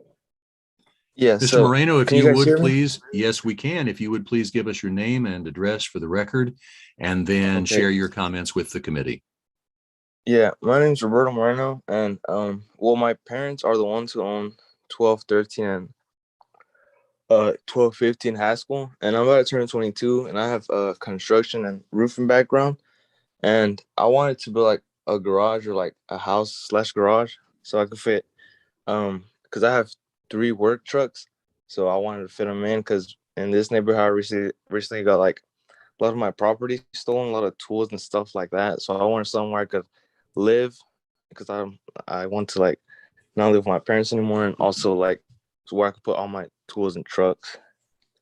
Or if you guys don't agree on the garage, I could essentially build a house there as well. Thank you, So Mr. that's Moreno. no problem. We appreciate that. Commissioner Townsend. Commissioner Townsend, District 1. Well, Mr. Moreno, I'm encouraged if you're going to build a house, please come back to us with that application. And I am again concerned also when you're talking about work trucks and that type of thing, that may not in and of itself, that's another discussion, may blend into the neighborhood. As I said, I saw some things over on the Haskell property that gave me pause. But I just couldn't endorse the application as it currently sits. So if you want to amend your application and come back later with something else for that property, and we could consider that, as Commissioner McKiernan says, you can come back with a different application. I think that would be the cleaner thing to do. But to take care of this application, I can't support it as it is, and maybe we need to have some other discussions about the adjoining property and what your real plans are.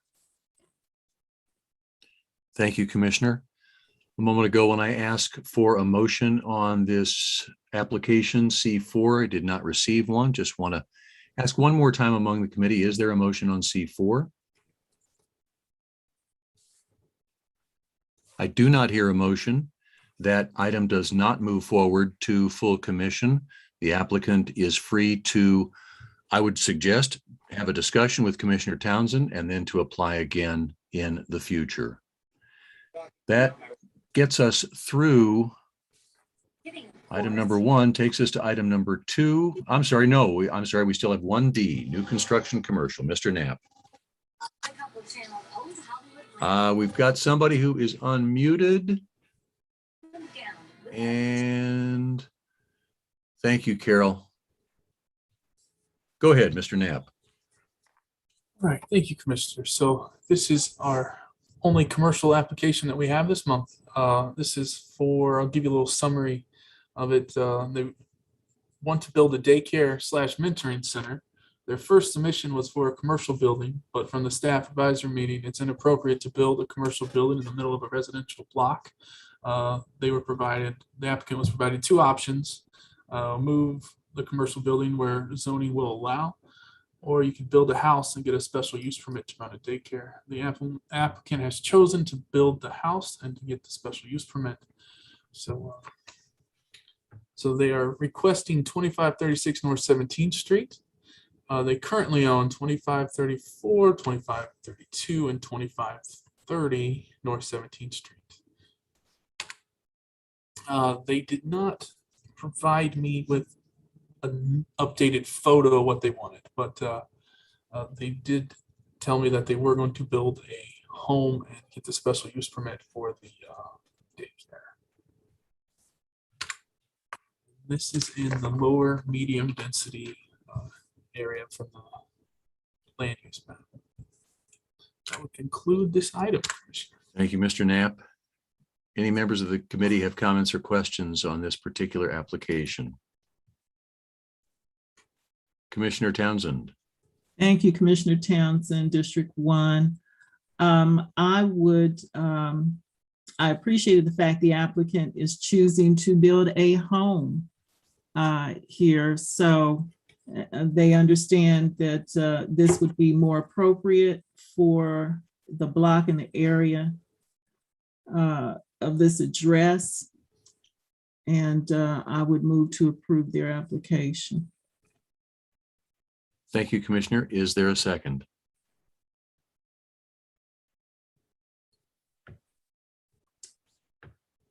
Point of clarification too, even though this is showing commercial, this would now be residential. Is that not correct, Mr. Knapp? That is correct. It would move to Okay. residential side. Okay, thank you. Bynum, second. Thank you. Commissioner Burroughs. Well, thank you, Mr. Chairman. They haven't presented, Commissioner Burroughs, District 2, they haven't submitted any plans or drawings or anything of what the house might look like, right, Judd? They have not, Commissioner. Okay. Thank you. So there's been a motion and a second to approve this, understanding that the new construction would be residential, not commercial, and that before any daycare center was established, they would need to go through the special use permit process in order to do that. Any other comments or questions from the committee? Carol, did we get any public comment on this particular application? No public comments were received. Thank you. Is there anyone in the attendees who would like to comment on this application? There are no hands raised. Thank you. We have a motion and a second to approve as submitted. Roll call, please. Roll call, Walters, Aye. Bynum, Aye. Townsend, Aye. Burroughs, Aye. McKiernan. Aye. Thank you so much. That completes item number 1 and takes us to item number 2. We have 3 different, well, we have 1 property transfer and 2 yard extensions. Mr. Knapp, let's just deal with the property transfer first, please. Okay, this is for the Holmes area. They are requesting a land bank lot at 2926 to build a parking lot so their residents can park. So you see at 2926, they would park here and then walk up to their homes. They plan, this is a picture they provided me of another parking lot that they have. They plan for 10 spaces. They plan to start this project in spring of 2022, and they plan to complete it in spring of 2022. The staff advisory committee said no parking lots in residential zones, but it would require a special use permit and to build a sidewalk. So they are recommending for approval. It is in the lower medium density residential area. That would conclude this item. Thank you, Mr. Knapp. So the staff is saying that they do recommend, but with the special use permit and the construction of a sidewalk. Is that correct? That is correct. Thank you. Commissioner Bynum? Well, I would ask Commissioner Townsend to confirm, but I've been in the Holmes neighborhood on multiple occasions, and I don't think there are sidewalks in any part of that neighborhood. So Thank you, that's Commissioner.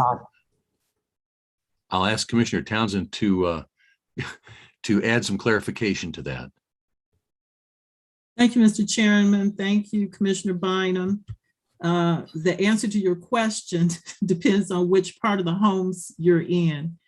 And I did visit this exact location. The picture shown there is a bit misleading because you go straight north down Alice from, say, Quindaro, and the lot that they are seeking is just wooded area on a relatively narrow street up in there. So some people have separate driveways, but the homes is constantly in need of places to park.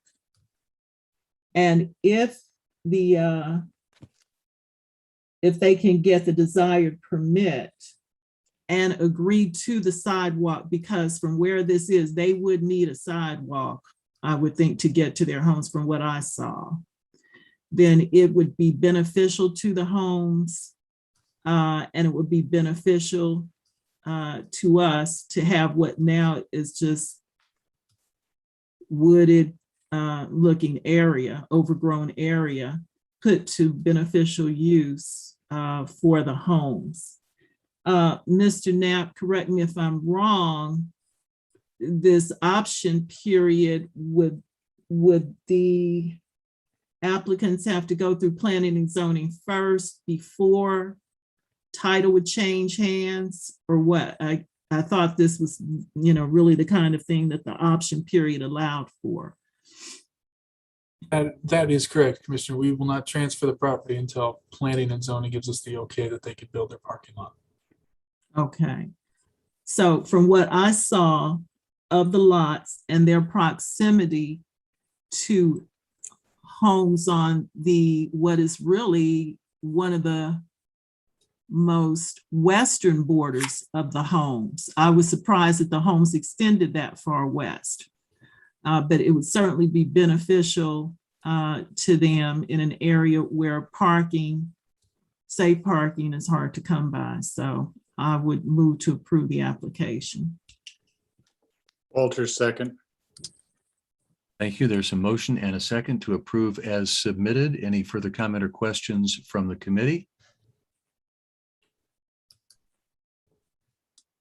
Carol, did we get any comment regarding this particular application? No comments received. Is there anyone among the attendees who would like to make public comment on this application? I see no hands raised. Thank you. There's a motion and a second to approve as submitted. Roll call, please. Roll call, Walters, Aye. Bynum, Aye. Townsend, Aye. Burroughs, Aye. McKiernan. Aye. Thank you, Mr. Knapp. Item B1. Right, so these are yard extensions. The first one is at 3541R North 60th Street. The applicant currently owns 3621 and 3525 North 60th Street. It is landlocked, so it is an unbuildable parcel wedged in between two properties that the applicant owns. I did drive by and take a picture of the applicant's property provided here, and staff and the Land Bank Advisory Board both recommended for approval. The next one is at 3533 Ford Avenue. They currently own 3701 Ford Avenue. This lot it's unbuildable because it is landlocked. I did drive and take a picture of it. It's somewhere up in those woods up there. It's up there, and then there's a picture of their driveway going to their home. Commissioner, that would conclude item 2B. Thank you. We have two items here, 2 yard extensions. Commissioner Burroughs. Thank you, Mr. Chairman. Commissioner Burroughs, District 2, move for approval. Walters, second. There's a motion and a second to approve these yard extensions as submitted. Any further comments or questions from the committee? Carol, did we receive any comment about these applications? No comments received.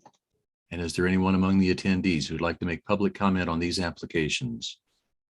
No hands are raised. Thank you very much. Motion and a second to approve as submitted. Roll call, please. Roll call, Walters, Aye. Bynum, Aye. Townsend, Aye. Burroughs, Aye. McKiernan. Aye. Committee, thank you very much for your work. That is the conclusion of the Neighborhood and Community Development Standing Committee meeting. I will turn the floor over to Commissioner Burroughs for Economic Development and Finance.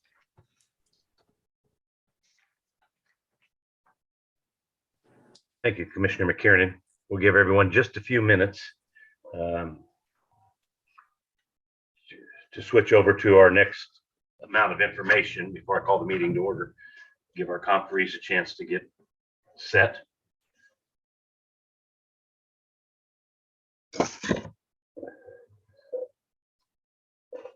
Before I call the meeting to order, I do want to announce that due to COVID-19, the committee members, staff, and public are attending remotely via Zoom or by phone. All participants joining by phone should mute their phones when not speaking to avoid background noise. During the meeting, please make sure that you announce yourself by name and title every time you speak so the public that is observing knows who is speaking. This is critical given the number of remote participants and is current guidance from the Kansas Attorney General.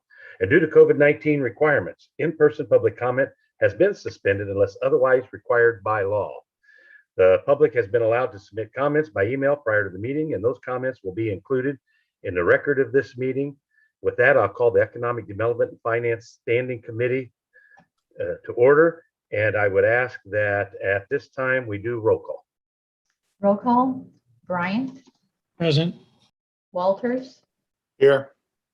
Commissioner Bynum for Commissioner Johnson, Here. Townsend, Here.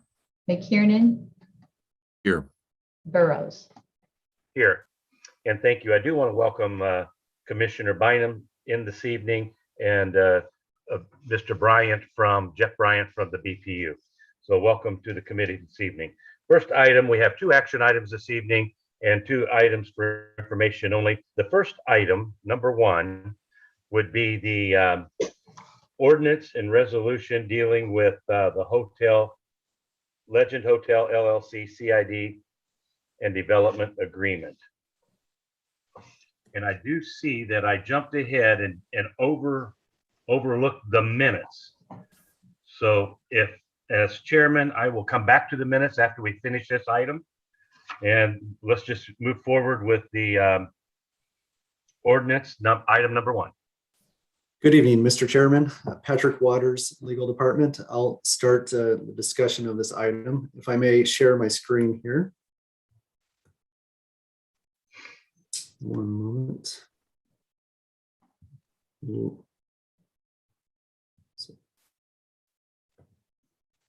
Are you able to see that, commissioners? Yes, sir. Okay. All right, so you may recall last month there was a public hearing on this item.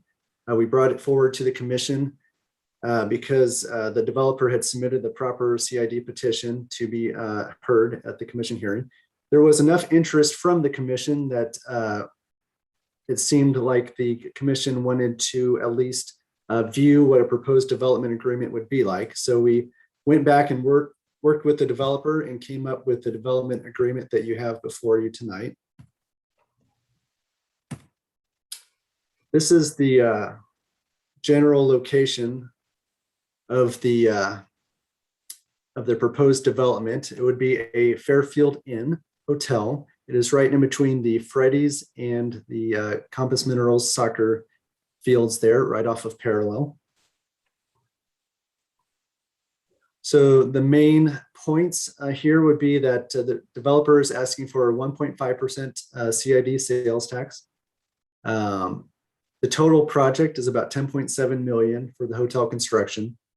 The developer says he has a gap of about 1.5 million, and he should be here tonight. He can discuss the reasons for that gap.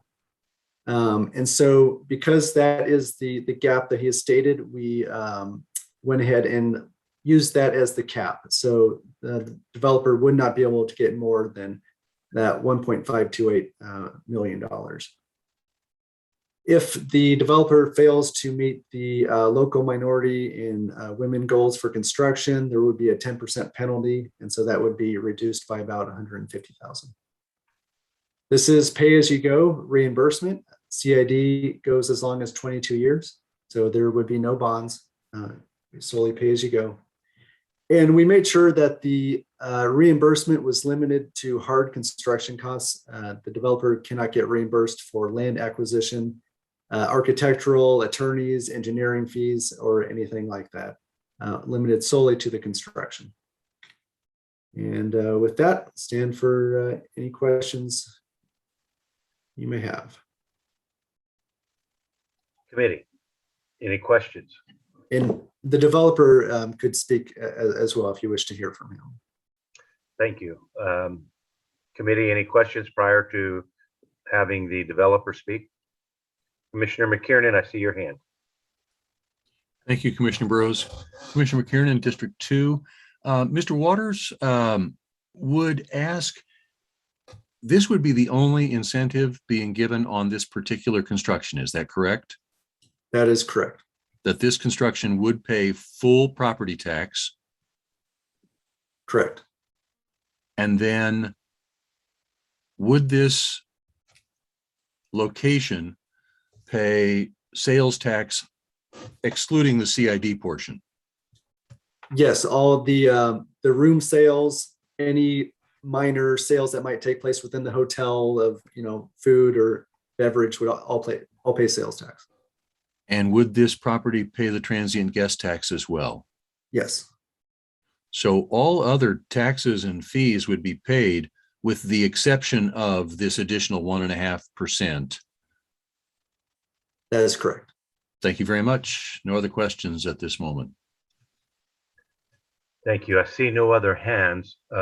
Patrick, if I may ask, there is the CID for hard construction costs, but are they also requesting no sales tax on the purchase of building materials? That is not part of this proposal, no, That is, Commissioner. okay, great. Thank you for that clarification.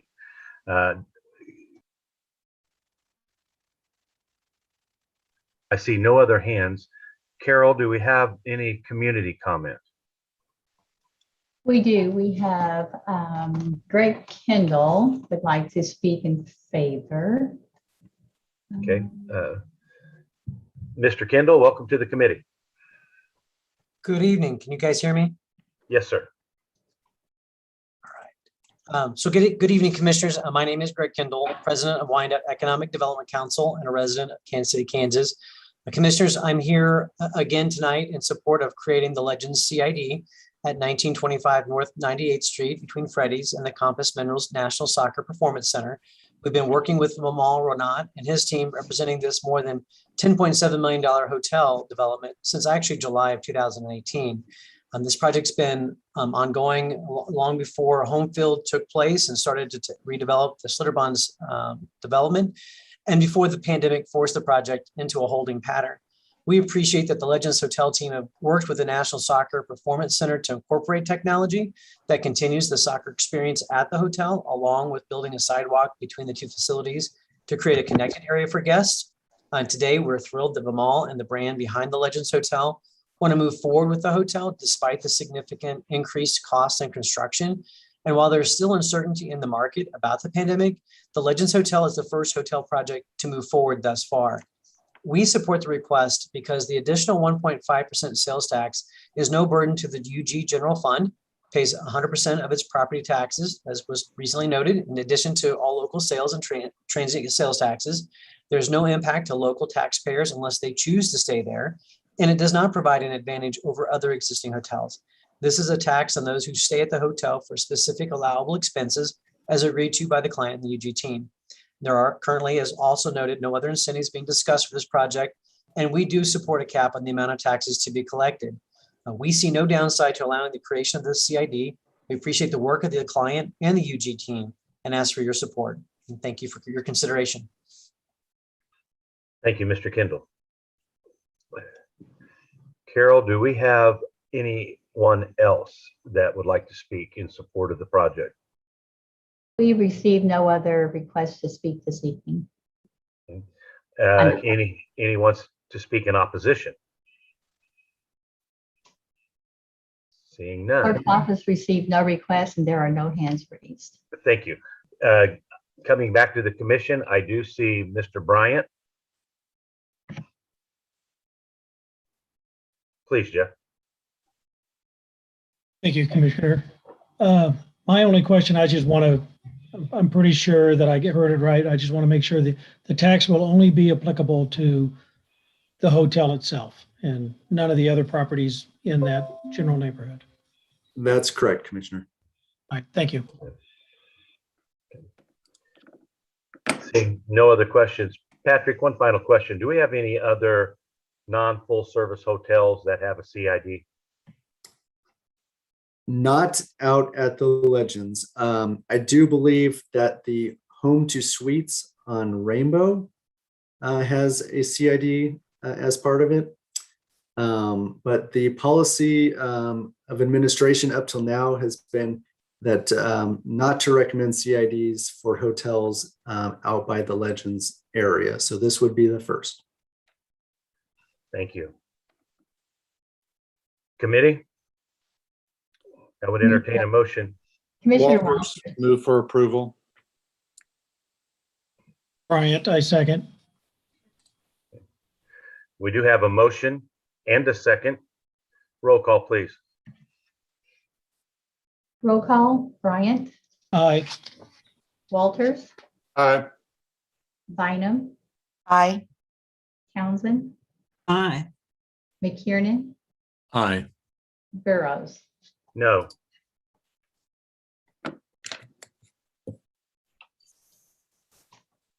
The motion does carry. Thank you. Committee, that moves us on to item number 2, the resolution to waive certain fees related to infill housing east of 78th Street. So with that, I would ask for staff to please give an overview.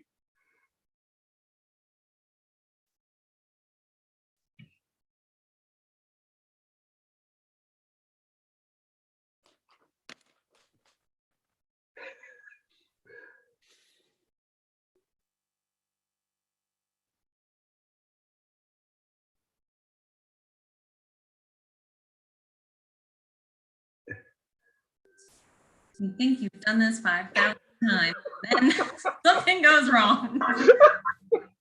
I'm getting there. Ay, ay, ay. All right, I'm trying this again. We are going nowhere. I know.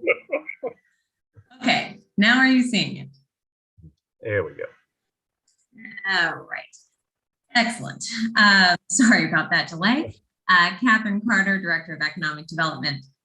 Tonight, I want to speak with you about a resolution to waive certain fees and permits related, not waiving the permits, or waiving the permit fees and connection fees related to infill housing east of 78th Street. Just a quick kind of overview of why we're bringing this forward.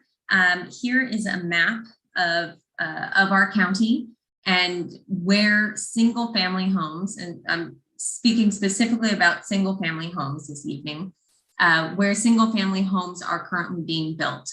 As you can see, our area to the east is pretty sparse.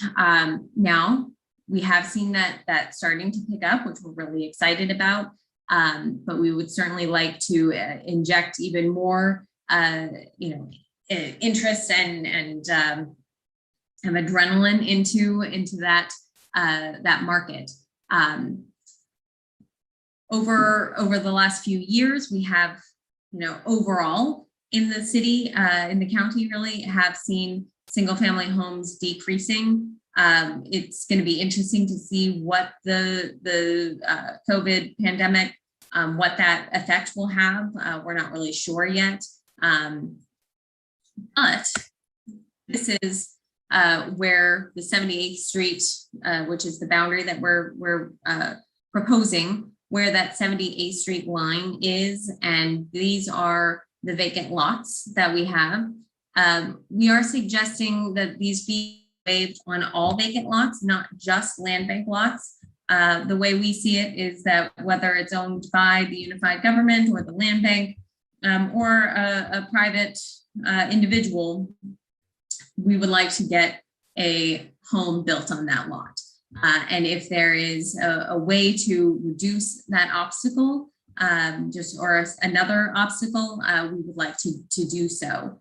So if we kind of zoom in here a bit, this is kind of your east of 635 and north of I-70. So you can see that's really the focus of where our vacant lots are, both land bank and otherwise. As you can see with the numbers, there are very few vacant lots, and we feel like the lots to the west of 78th, the market is taking care of those. by themselves. So that's why we would not recommend that at this time. The parameters, again, that we are suggesting, I would say, so the parameters we're suggesting would be for both the UG as well as BPU. We've been working on this program together for the last few months. So we would suggest all vacant lots east of 78th Street. I will mention that BPU did approve this, and they are only using it for land bank lots at this time. Well, that's our one kind of differential in terms of the parameters is we recommend all vacant lots. We are only speaking of residential construction, so just single family or duplexes. So we're not talking about any kind of commercial development or multifamily apartment complexes, that type of thing. And again, only this is kind of a very finite amount of time. We're not anticipating that this would be a project that would go into perpetuity. This would be a 2-year period that would expire December 31st of 2023, so that we could determine, if this had an effect, if it is something that we'd like to continue at that time, or perhaps it didn't really do much and things are moving forward, by themselves, and we don't need to have this additional kind of incentive. So again, kind of finite period of time. As I mentioned, the BPU Board of Directors did approve this infill housing program to waive all of their fees back in July of 2021. So we're hoping that with the approval, hopeful approval by the commission, that then both BPU and the UG can start doing a joint marketing campaign and really get the word out about some of the pretty unique things that the Wyandotte County is doing to encourage infill housing.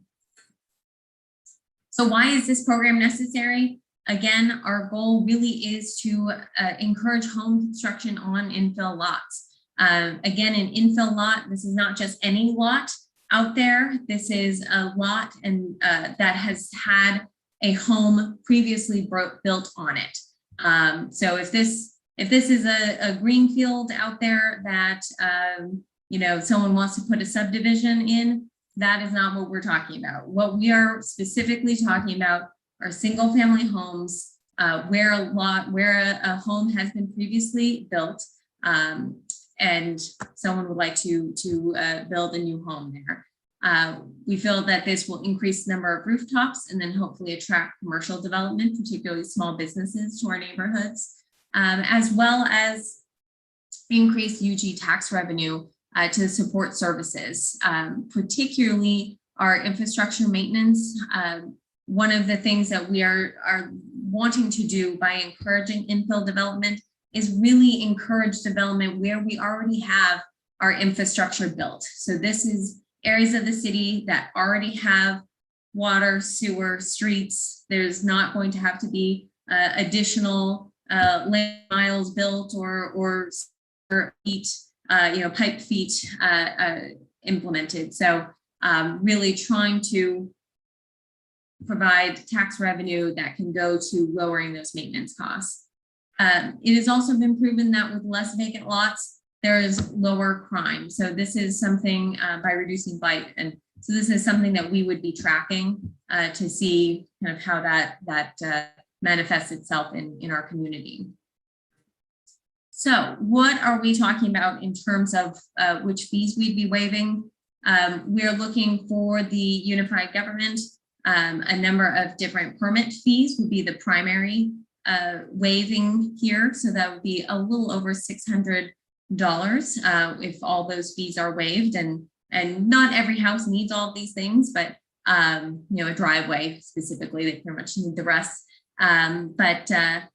Also the sewer connection fees is a big one. So we're looking at, on average, for a home built in Wyandotte County, east of 78th Street, we would be waiving about $1,600 from the UG.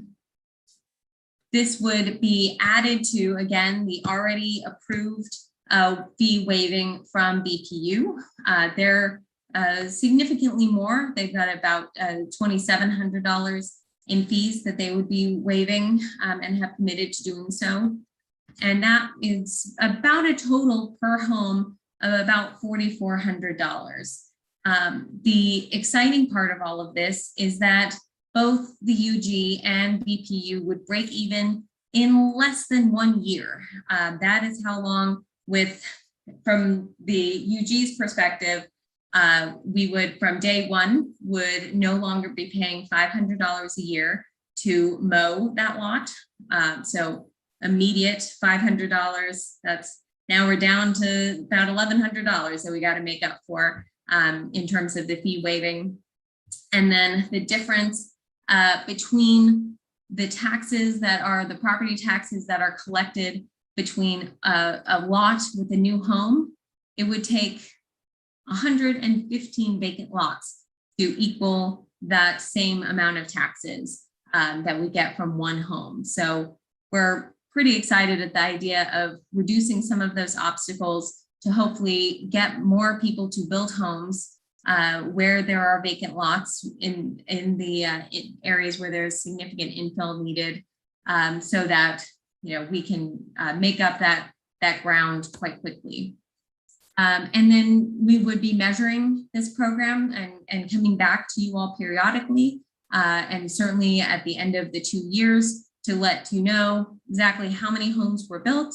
Do we have population increase? Were there corresponding new commercial developments, and any difference in the crime rate? And with that, any questions? Thank you, Catherine. Commission members, I see Mr. Bryant's hand. Thank you, Commissioner Burroughs. So Catherine, I am in support of this program. As a BPU board member, when this came before us, part of the reason why we chose to limit it to the land bank properties is because we wanted to make sure that they were properties that already had existing infrastructure on them, because as you can see, the number of dollars that the BPU is waiving is significantly higher, and it will take longer to be reimbursed. And in reality, being a not-for-profit, they don't really get it reimbursed. They just kind of go away over time and get absorbed. So I'm glad to see that the UG is interested in stepping in and also participating in this program. I think that anything we can do to refill these land spaces with homes, especially east of 635 and south of I-70 also, will be greatly beneficial to our city.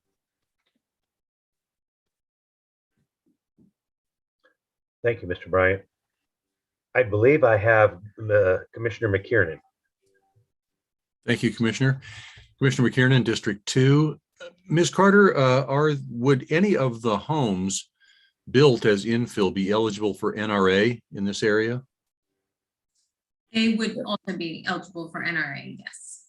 Okay, so this is a math problem. When is 115 not 115? Because the application of NRA to the, now, let me preface this by saying I fully support this. I think the benefits of having these additional homes, homeowners, occupants, even if they're renters, are worth the investment. But let's not overstate the money that's going to come in through property taxes here if these are built using NRA, when we would, what do we have, 90% 10 years?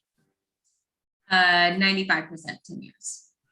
So we're going to get a minimal amount of additional tax revenue, but I still think it's worth the investment. But I think I want everybody on the committee to just remember NRA is also available here.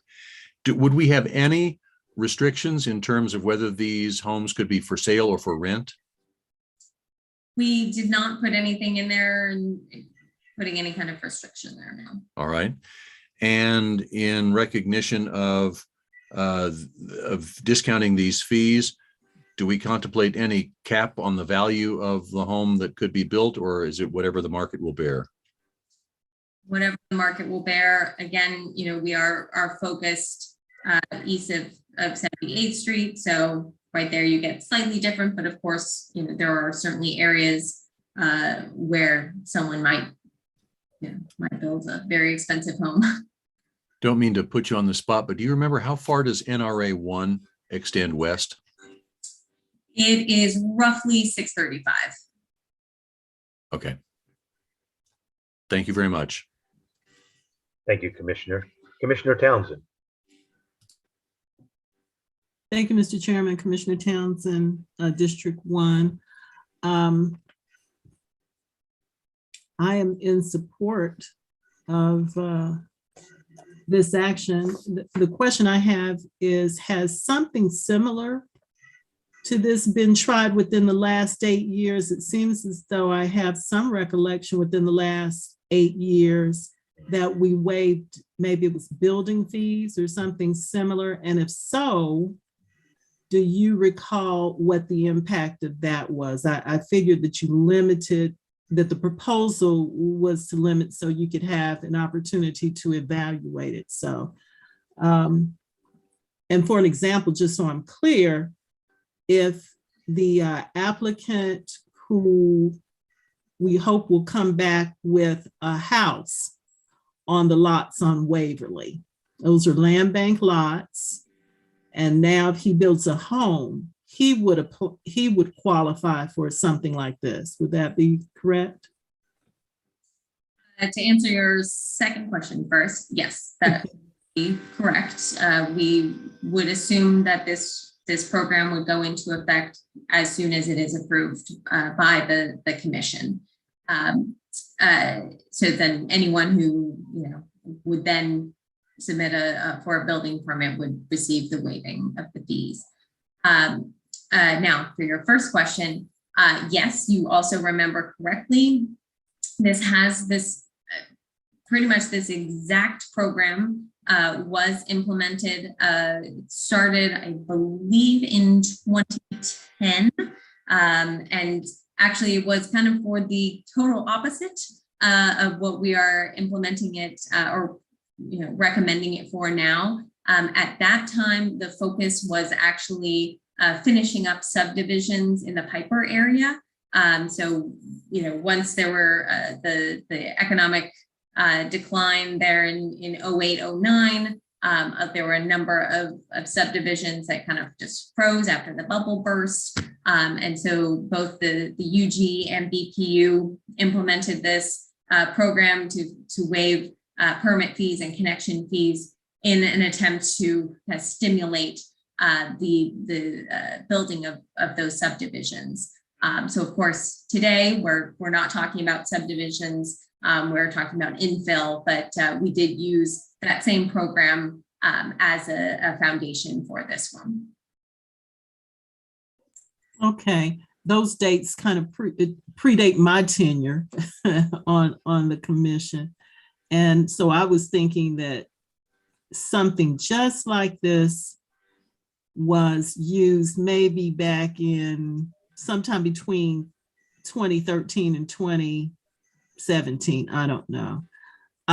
But for the period of time that you mentioned, did it seem to achieve the desired impact? Did it stimulate construction, Piper? That is my understanding, that it was successful in stimulating construction. And I am not sure when that program sunsetted. I don't know if Patrick or Jeff remember, or anyone else who was around at the time. I think it came back for a number of years. Oh. Go ahead, Patrick. No, I said we can find that out unless you recall. Yeah. So I remember it, the reduced fee or fee waiver. I think it came back in sometime in 2017 or 2016. I remember it being the case when I first started in 2016. So.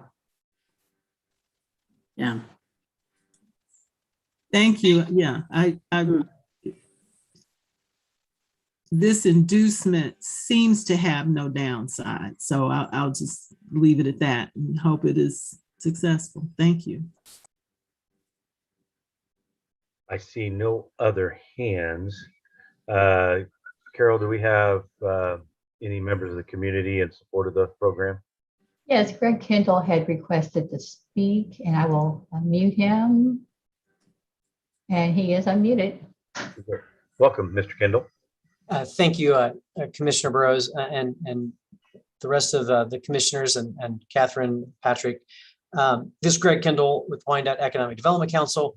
You've largely stole a lot of my thunder because I was going to hit on some of these key points, and I was feverishly writing down my points, and then you one by one sort of knocked them all back down. But nevertheless, I did at least want to speak in support of this because actually it was the timeline was really late 2012. So we were coming out of the recession.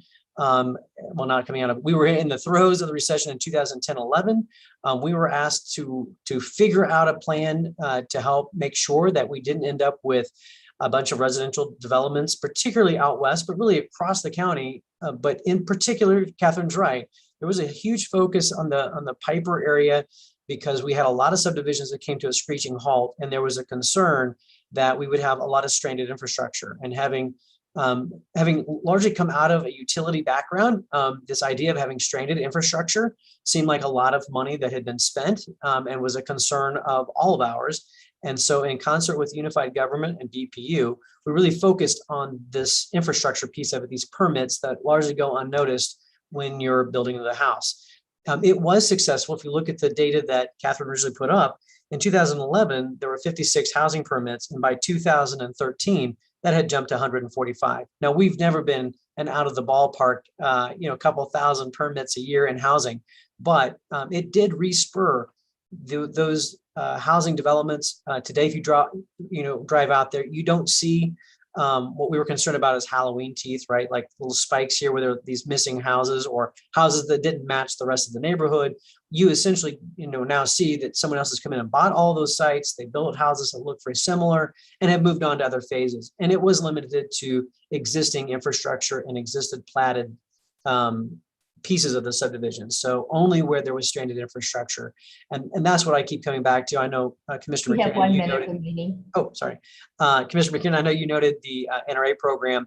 Nevertheless, when you're bringing more and more people east of 78th Street, as we all know, that's going to drive more retail, more commercial, more interest. And at the end of the day, having these spots in the middle of these subdivisions that aren't filled is not good for the overall health of the community. So hugely supportive, very supportive of this idea. In large part, I wish that for marketing purposes, that BPU and the UG were both aligned on all lots and not BPU just on land bank and the UG on all lots. It would be much easier to market everything consistently, but I really appreciate the fact that there's a lot of ease of marketing this for all sizes and types of houses. So thank you, and we support this as well.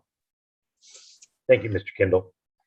Carol, I'm sorry, Chairman Burroughs, someone had asked, when did we waive fees? And so I have a date here, August the 2nd of 2012, we waived building permit fees and sanitary sewer connection fees for single family construction through the end of 2013. That's in relevance to about the same time frame we have proposed in this evening's request. And thank you for that, Carol.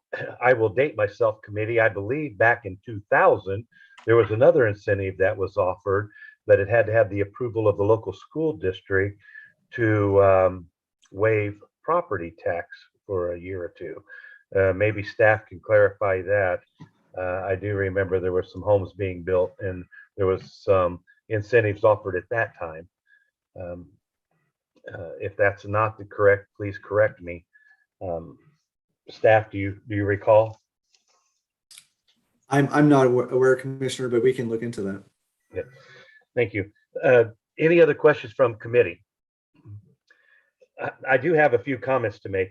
These there seems to be a little bit of conflict between the BPU and the UG in their policies. And if that's incorrect, I want to correct it this evening. But all the houses that were discussed earlier this evening, if they break ground and start construction, they will be part of the program, provided they are east of 78th Street. That's correct. Yeah, the only, so the UG and BPU are completely aligned with everything, with the exception of the UG is suggesting waiving all permit fees and connection fees for all vacant lots, while BPU is suggesting all land bank vacant lots. And thank you. That was my next question, because we do have land bank versus others. And then the next one is we have single family versus duplexes. So what are we going to do with those differences? Is there still discussion moving forward? Is the unified government going to absorb the cost of the water hookup and the sewer hookup if the BPU chooses not to do that with the duplexes? I'm just trying to get some clarification for this evening. So both the UG and BPU are aligned that fees would be waived for single family residences and duplexes. So that is in alignment. The UG, if someone is wanting to build a single family home on a vacant lot that is not land bank, they would only receive the UG waived fees. We are not anticipating that we would absorb the BPU fee, so they would get about a third of the benefit that other homes would get. Great, thank you. And I think it's important for clarification for those that want to come in and build a home and purchase land within our community east of 78, that they understand the difference between the two requirements that are put forth, one by BPU and one by the UG. That partnership is extremely important. I would hate to start down the road with a bad relationship because of miscommunication. So these are programs that have worked with much success in the past. I'm strongly supportive of the program. I do hope that it brings forth the benefit that we anticipate it can. We've seen a tremendous migration of people into Wyandotte County in the last 10 years, and I anticipate that this will continue that population growth. So with that, I see no further hands. I would entertain a motion. This is BPU Board Member Jeff Bryant. I move to accept it. We have a motion. Commissioner Townsend, second the motion. Thank you, Commissioner and Mr. Bryant. We have a motion and a second. I would ask clerk, please call roll. Roll call, Bryant, Aye. Walters, Aye. Bynum, Aye. Townsend, Aye. McKiernan, Aye. Burroughs. Aye. Thank you, committee. I do believe that we will benefit from the prior discussion. Next, item 3, before we get into item 3, I was remiss to having ran over the minutes. So I would entertain a motion at this time to reshuffle the agenda and shove the minutes between our non-action items this evening and the 2 action items we just addressed. So at this time, I'd entertain a motion on the minutes or any questions in reference to the minutes of the August 9th, I believe it is, August 9th of 2021 minutes. Walters move for approval of meeting minutes from August 9th. McKiernan, second. Thank you, gentlemen. I do appreciate that. And committee, thank you for bearing with me on the minutes. Clerk, I'd ask, please call roll. Roll call, Bryant, Aye. Walters, Aye. Bynum, Aye. Townsend, Aye. McKiernan, Aye. Burroughs. Aye. Thank you, committee. As I stated, item number 3 is for information only, and it is a report on the second quarter budget revisions. And I do believe that we are being joined this evening by Reginald Lindsay, who is the budget manager. So welcome, Reginald. Good evening, everyone. I'm Reginald Lindsay from the budget office. When departments request to shift budget dollars greater than $10,000 within their budget or move money from our contingencies, what happens is the budget office sends a request to the county administrator's office. If that request is over $50,000 and vital to operation, The request also goes to Mayor Alvey. And if that request is not vital for operation, it comes as this standing committee. And then if it's, it moves on to the full commission to vote on it. If it's over $50,000 and it's not vital. So in the second quarter, budget revisions that we had 7 budget revisions done in the second quarter. 6 other revisions had to do with funding that was moved from outside of the department. And there was Reginald, one. Can you put that up on the screen for public view? Those, because I do have a sheet that shows those revisions. Do you have an opportunity to put that on the screen this evening? I would have to get to it.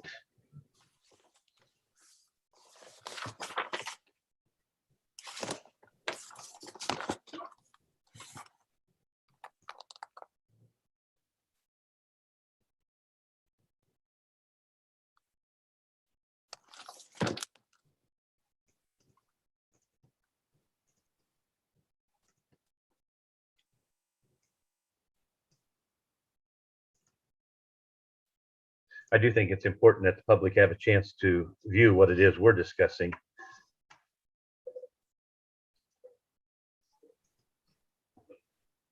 Here it is. Can everyone see it? No. Nope, not at this time. How about now? Yes, sir. Thank you. All right. Thank you, Reginald.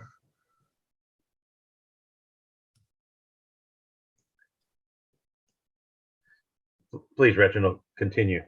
All righty. So there were 7 budget revisions done in the second quarter. 6 of these revisions required money to come from outside of the departments, and one of them was within the department. So Parks and Rec moved some funding within their department, and then the other 6, which were community corrections, and then 1 for Parks and Rec, 1 for transit, and then 1 for fire, and then 1 in general services and legal. They all came from outside of the department. Committee, any questions?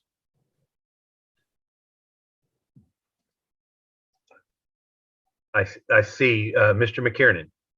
Commissioner? Thank you, Commissioner. Reggie, if you could just, when it says outside department, that means from another department within the UG, is that correct? So it came from our contingencies. So we don't necessarily like go take money from another department, but it came from contingencies. Okay, so effectively from our reserves. So we also have a line item called contingent. We have reserves, and then we also have contingencies also. So we do have reserves that we try not to hit unless it's like an emergency, but we do have contingencies also, just in case. Thank you for reminding me that we do, in fact, budget for some of these short-term needs. Thank you. Oh, you're welcome. Commissioner Townsend. Thank you, Mr. Chairman. Commissioner Townsend. Good evening, Mr. Lindsay. Good evening, Commissioner Townsend. Commissioner McKiernan, I think, brought out one of the questions that I was going to ask. I'm always looking at the dollar figure, and I'm saying, well, really only 2 of these items met the dollar threshold. So again, you're saying, for instance, number 2 appears on this report is only $13,000 roughly. But because this funding came from outside of what, community corrections, that's why it appears on this report? So anything that's over $10,000 appears on this report. Okay. Well, and it's titled Budget Revisions Greater Than 50. Yeah, so that is a mistake. So it should, okay. It should say $10,000. All right. Thank you. That took care of it then. Thank you. You're welcome. Commissioner, thanks for bringing that to the attention. I was just getting ready to ask why those items were on here. There was 3 items, see 4, I guess, that were in reference to the 50,000. committee, this might be something we want to discuss moving forward as to what limit we want budget revisions above.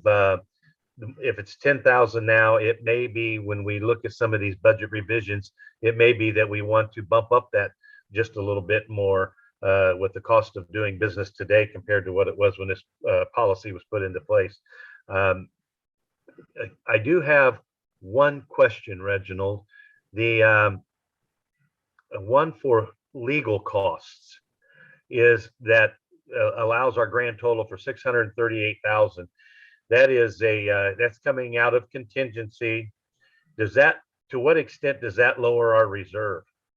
Besides just 638, are we still at what percentage are we setting at, even though these have occurred? So one of the things we did take money from contingencies at the point in time we did that budget revision, but we did build in additional funding in the 2021 amended budget.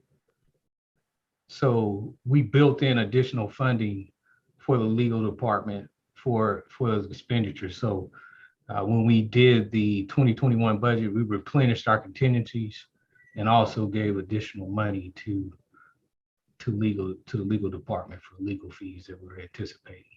So if I understand correctly, the 2022 budget has the additional dollars that were moved from contingency into the legal department. And in this case, it was the 2021 budget, but we built money in both the 2021 and the 2022 budget. Great. Thank you. Thank you, Reginald. No, you're welcome. Committee, any other questions? Carol, do we have any questions or comments from the public this evening? No comments from the public. Thank you. Committee, I do want to remind you this is for information only. Seeing no further questions, we can move on to item number 4. And item number 4 being the report, the second quarter budget to actuals. And I do believe that we have our budget director, Kathleen Von Atchen, Chief Financial Officer. Kathleen, welcome. Thank you. This is our quarterly report for the second quarter, and that includes all expenditures from the beginning of the year through June 2021. And if you could go to the next slide. So we always start out first with a overview of the consolidated city, county, and parks general fund. And what you're looking at here is an income statement that includes revenues, expenditures, and net allocated allocations and transfers for last year through the second quarter, and then this year through the second quarter. And we have last year's for you to as a comparison. As you can see, that in revenues are coming in for the 3 consolidated funds at $144 million, which represents 58.5% of the estimated budget for revenues in the current year. And that is roughly $14 million more than what we collected this same time last year. And of course, last year we were in the middle of a pandemic, so the revenues were, quite low. So on the expenditure side,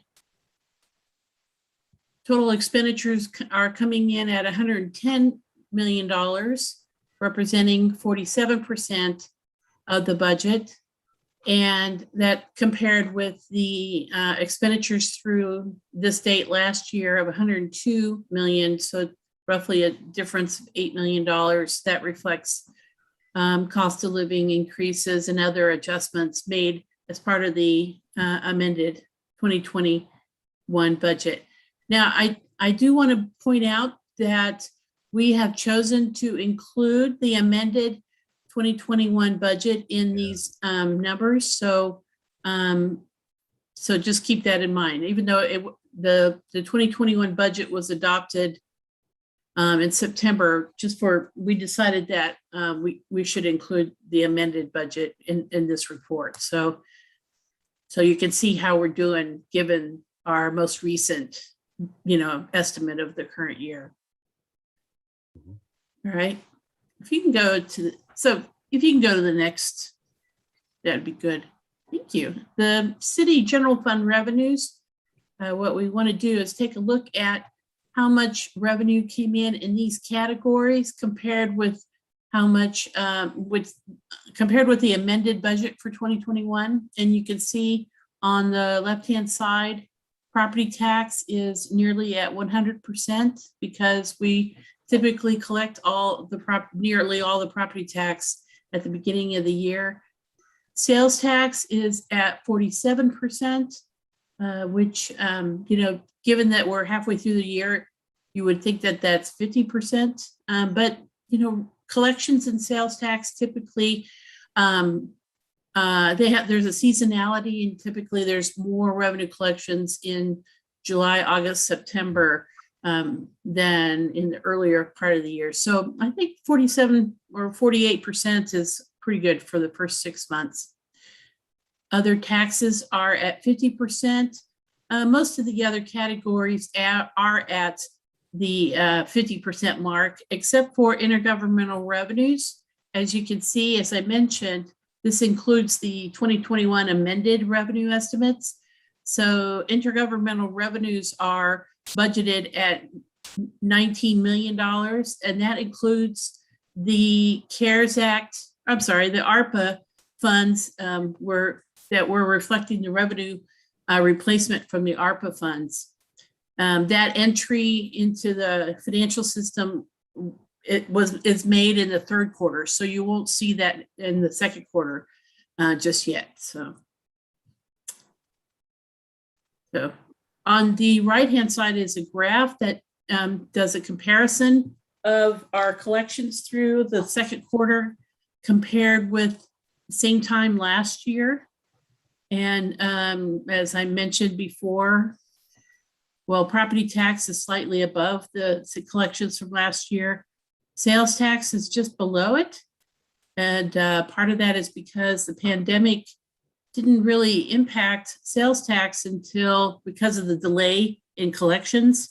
It didn't really drop until sometime in May.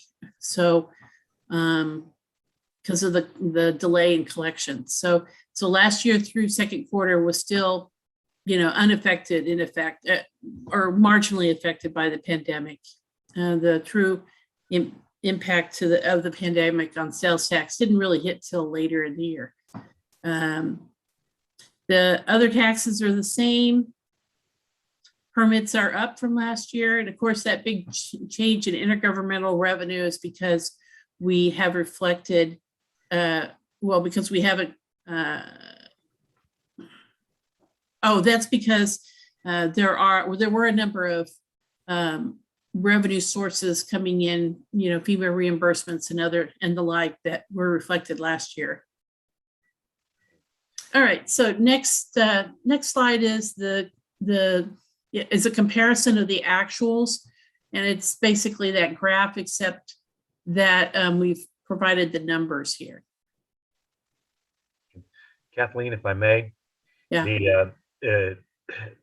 The charges, the fines, permits and licenses, the policy that we passed this evening in reference to the real estate issues for land bank property, that could have an effect on that permits and licenses if I understand correctly. That's correct. Yep, permits and licenses. Yep, and, that's right. Not all of them. Some of the water contribute. The ones for wastewater and storm would not be showing here, but for the most part, yes. Okay, thank you for that. And the other one, the other tax, would that be a consumption tax dealing with that category of other tax? Well, that other tax includes franchise taxes and liquor tax and some other alcohol licensing tax, and for the most part, that's what those are. Yeah. Okay. So if I'm reading this correctly, we're ahead of ourselves on property tax. And I anticipate being over 100% on property tax by the end of the year. And could we, in the third quarter, look at how many millions that is when you, for the third quarter, when we do the update? You bet. Yep. Yep. Comparison? Uh-huh. Okay, great. Thank you. That's all the questions I have. Yep. So, you know, I'm tracking sales tax very closely, and I'm just letting you know that sales tax through September came in, and it is exactly what I estimated. It's right on the money. So it's doing really well. Great. Yeah. So on the next the next one is the county revenues. And as you know, the county's more reliant on property tax. So a greater portion, it's budgeted at, their total revenues are budgeted at $75 million, of which 42 million of it is property tax. And so halfway through the year, 97% of the revenues budgeted for property tax have been collected. And sales tax, very similar to the figures in the city general fund. Again, intergovernmental revenues for the county for 21 is $6.2 million. That includes the ARPA revenue replacement, but we're not recording that amount until the third quarter because that's when it was approved. And so we're looking pretty good here. This is the total 74% of the budget. So our revenues for the county are performing exactly as we anticipate. And as you can see in the graph on the right, all the red bars are higher for most categories than the blue bars, which is last year. Okay. County's budget is performing well, and I would assume that the majority of that is due to the property tax. Well, the sales tax is doing very well too. Yeah. Yeah. All the tax categories, all the revenue categories are doing very well. Thank you, Kathleen. Yeah. Now I'm going to pass it on to Reggie, and he's going to talk about expenditures and the performance of the other funds.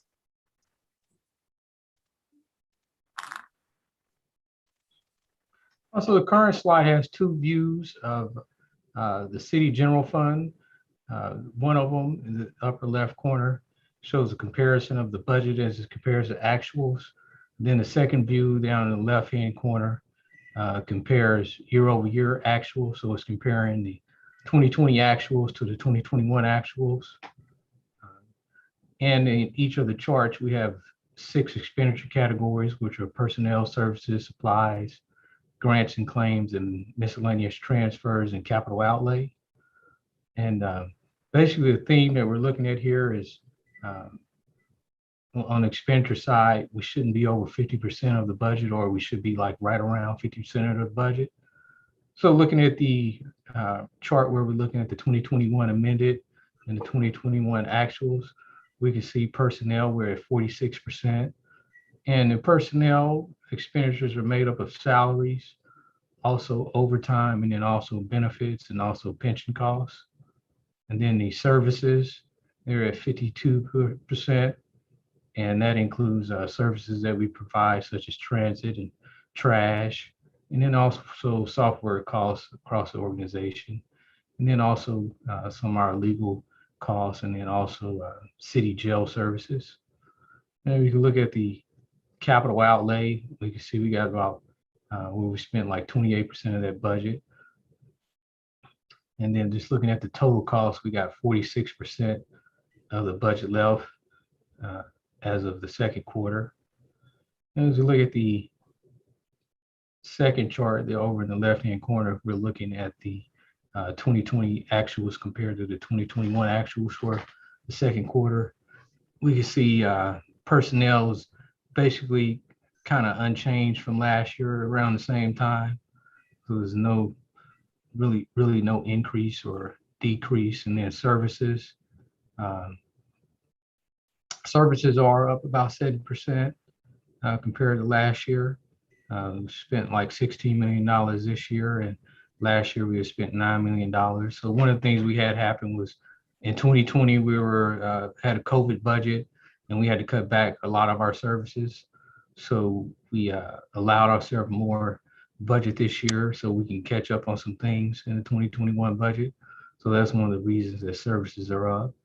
And then you can see supplies are actually down. They're down about 21%.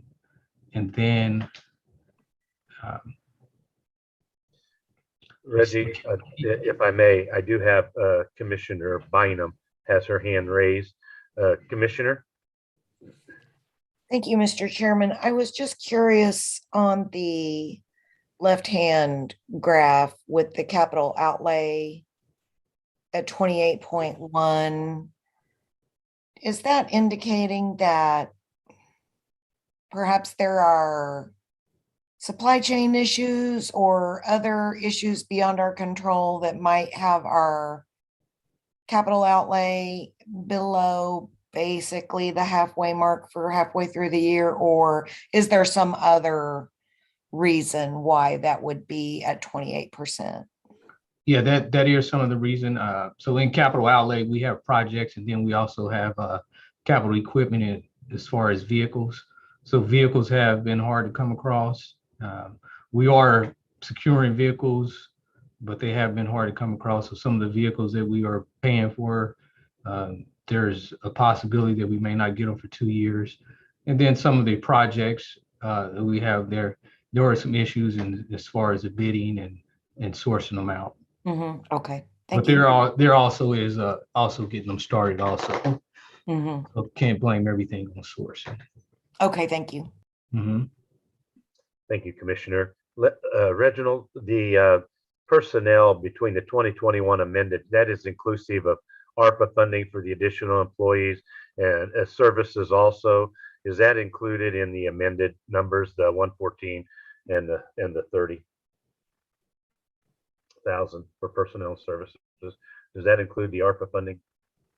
So when you say the $30,000 up in services, so one of the things that we do with the ARPA money, we do not pay for.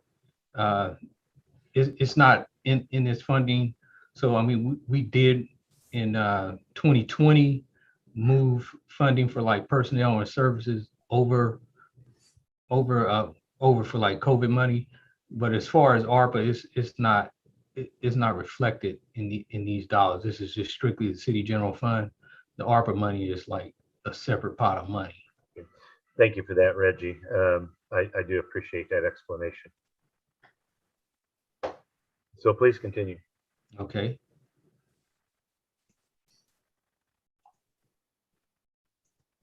So the next one we're looking at is the county general fund, and basically we have the same setup where we got two views. On the left-hand side is the current year budget comparison, and then on the left-hand side of the bottom table is a year-over-year comparison of the actuals. So if expenditures are below or at around 50%, that's a good thing. And again, we have the 6 expenditure categories. So we can see with personnel in the county general fund, we're like 49%, which is kind of like right where we want to be at. And again, in that personnel category, we have salaries, we have pension costs, we have overtime, and then we have benefits. Services on the county side consist of jail costs in the sheriff's department, and then also we have legal costs also. And then over in supplies, we can see that we spent like 33% of the budget, and that includes like utilities, vehicle parts, and fuel. And we can see overall just in that total budget, we got like 48% left, and capital outlay, it is at like 15%. So 48% of the budget has been spent.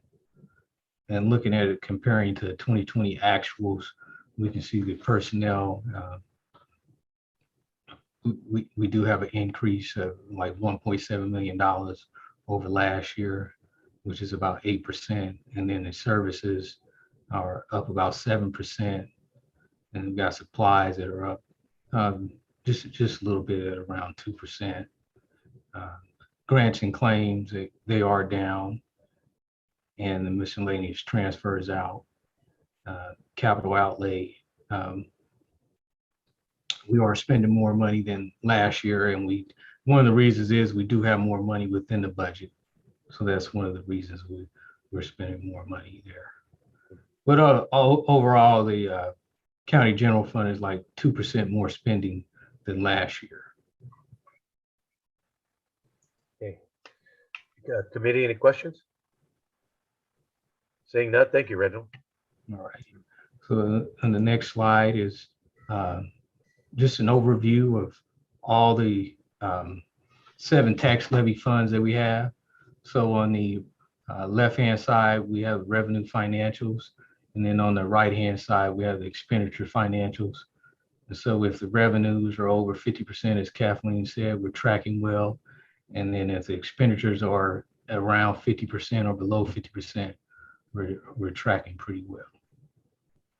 So you can kind of see that all the revenues are definitely over 50%, and none of the expenditures are over 50%, which is a good thing. Yes. Looks good. So this next slide is the previous slide showed all our tax levy funds. This slide here is our 19 other funds, which consist of special revenue funds and also our enterprise funds. And again, we have revenues on the left-hand side and expenditures on the right. And the theme of this table is that the revenues, they should be over 50%. And if they are, they're tracking well. And then expenditures, they should be at or around 50%. And so we're tracking well if they're at or around 50% or below that. Reginald, if I may, the 2 funds, the technology funds for the clerk and the technology funds for the Register of Deeds, I am aware that those contracts, as well as purchases and or agreements for technology, can be quite pricey. But the fact that they're already near 90% for the year, do we know if there will be requests coming forward to enhance that technology or to continue to pay for services or updates in the technology utilized by both the register and the clerk? So I know they usually, I know the clerk's office is definitely, or the Register of Deeds, they definitely have a large project going on where they're archiving their data and helping it be more feasible and efficient for the public to access their data without coming into the office. So I do know that they're working towards that. And then the clerk's office, they definitely do have like projects where they're utilizing their funding also. Great, thank you. We may want a report from Alan Howells next time in reference to these technology funds as to those funds are continuing to increase within those 2 departments. And it would be interesting to see if we are moving forward with a technology that would allow us to address some of the concerns and or to process quicker, faster, more accurately than what we have presently. Thank you. Committee, any other questions? Seeing none, Reginald, thank you. Continue. Thank you all.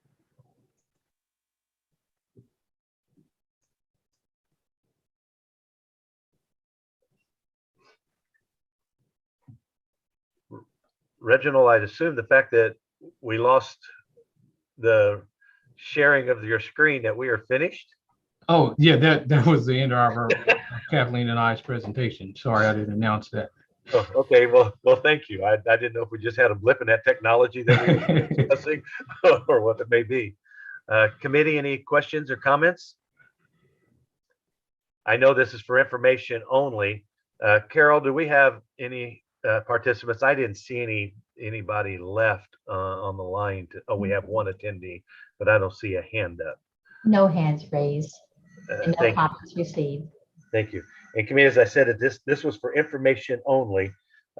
We only had the 2 action items this evening. Committee, you've been very attentive. Thank you for your time this evening. For those that joined us, thank you for participating in tonight's events. And with that, we are adjourned. Thank you.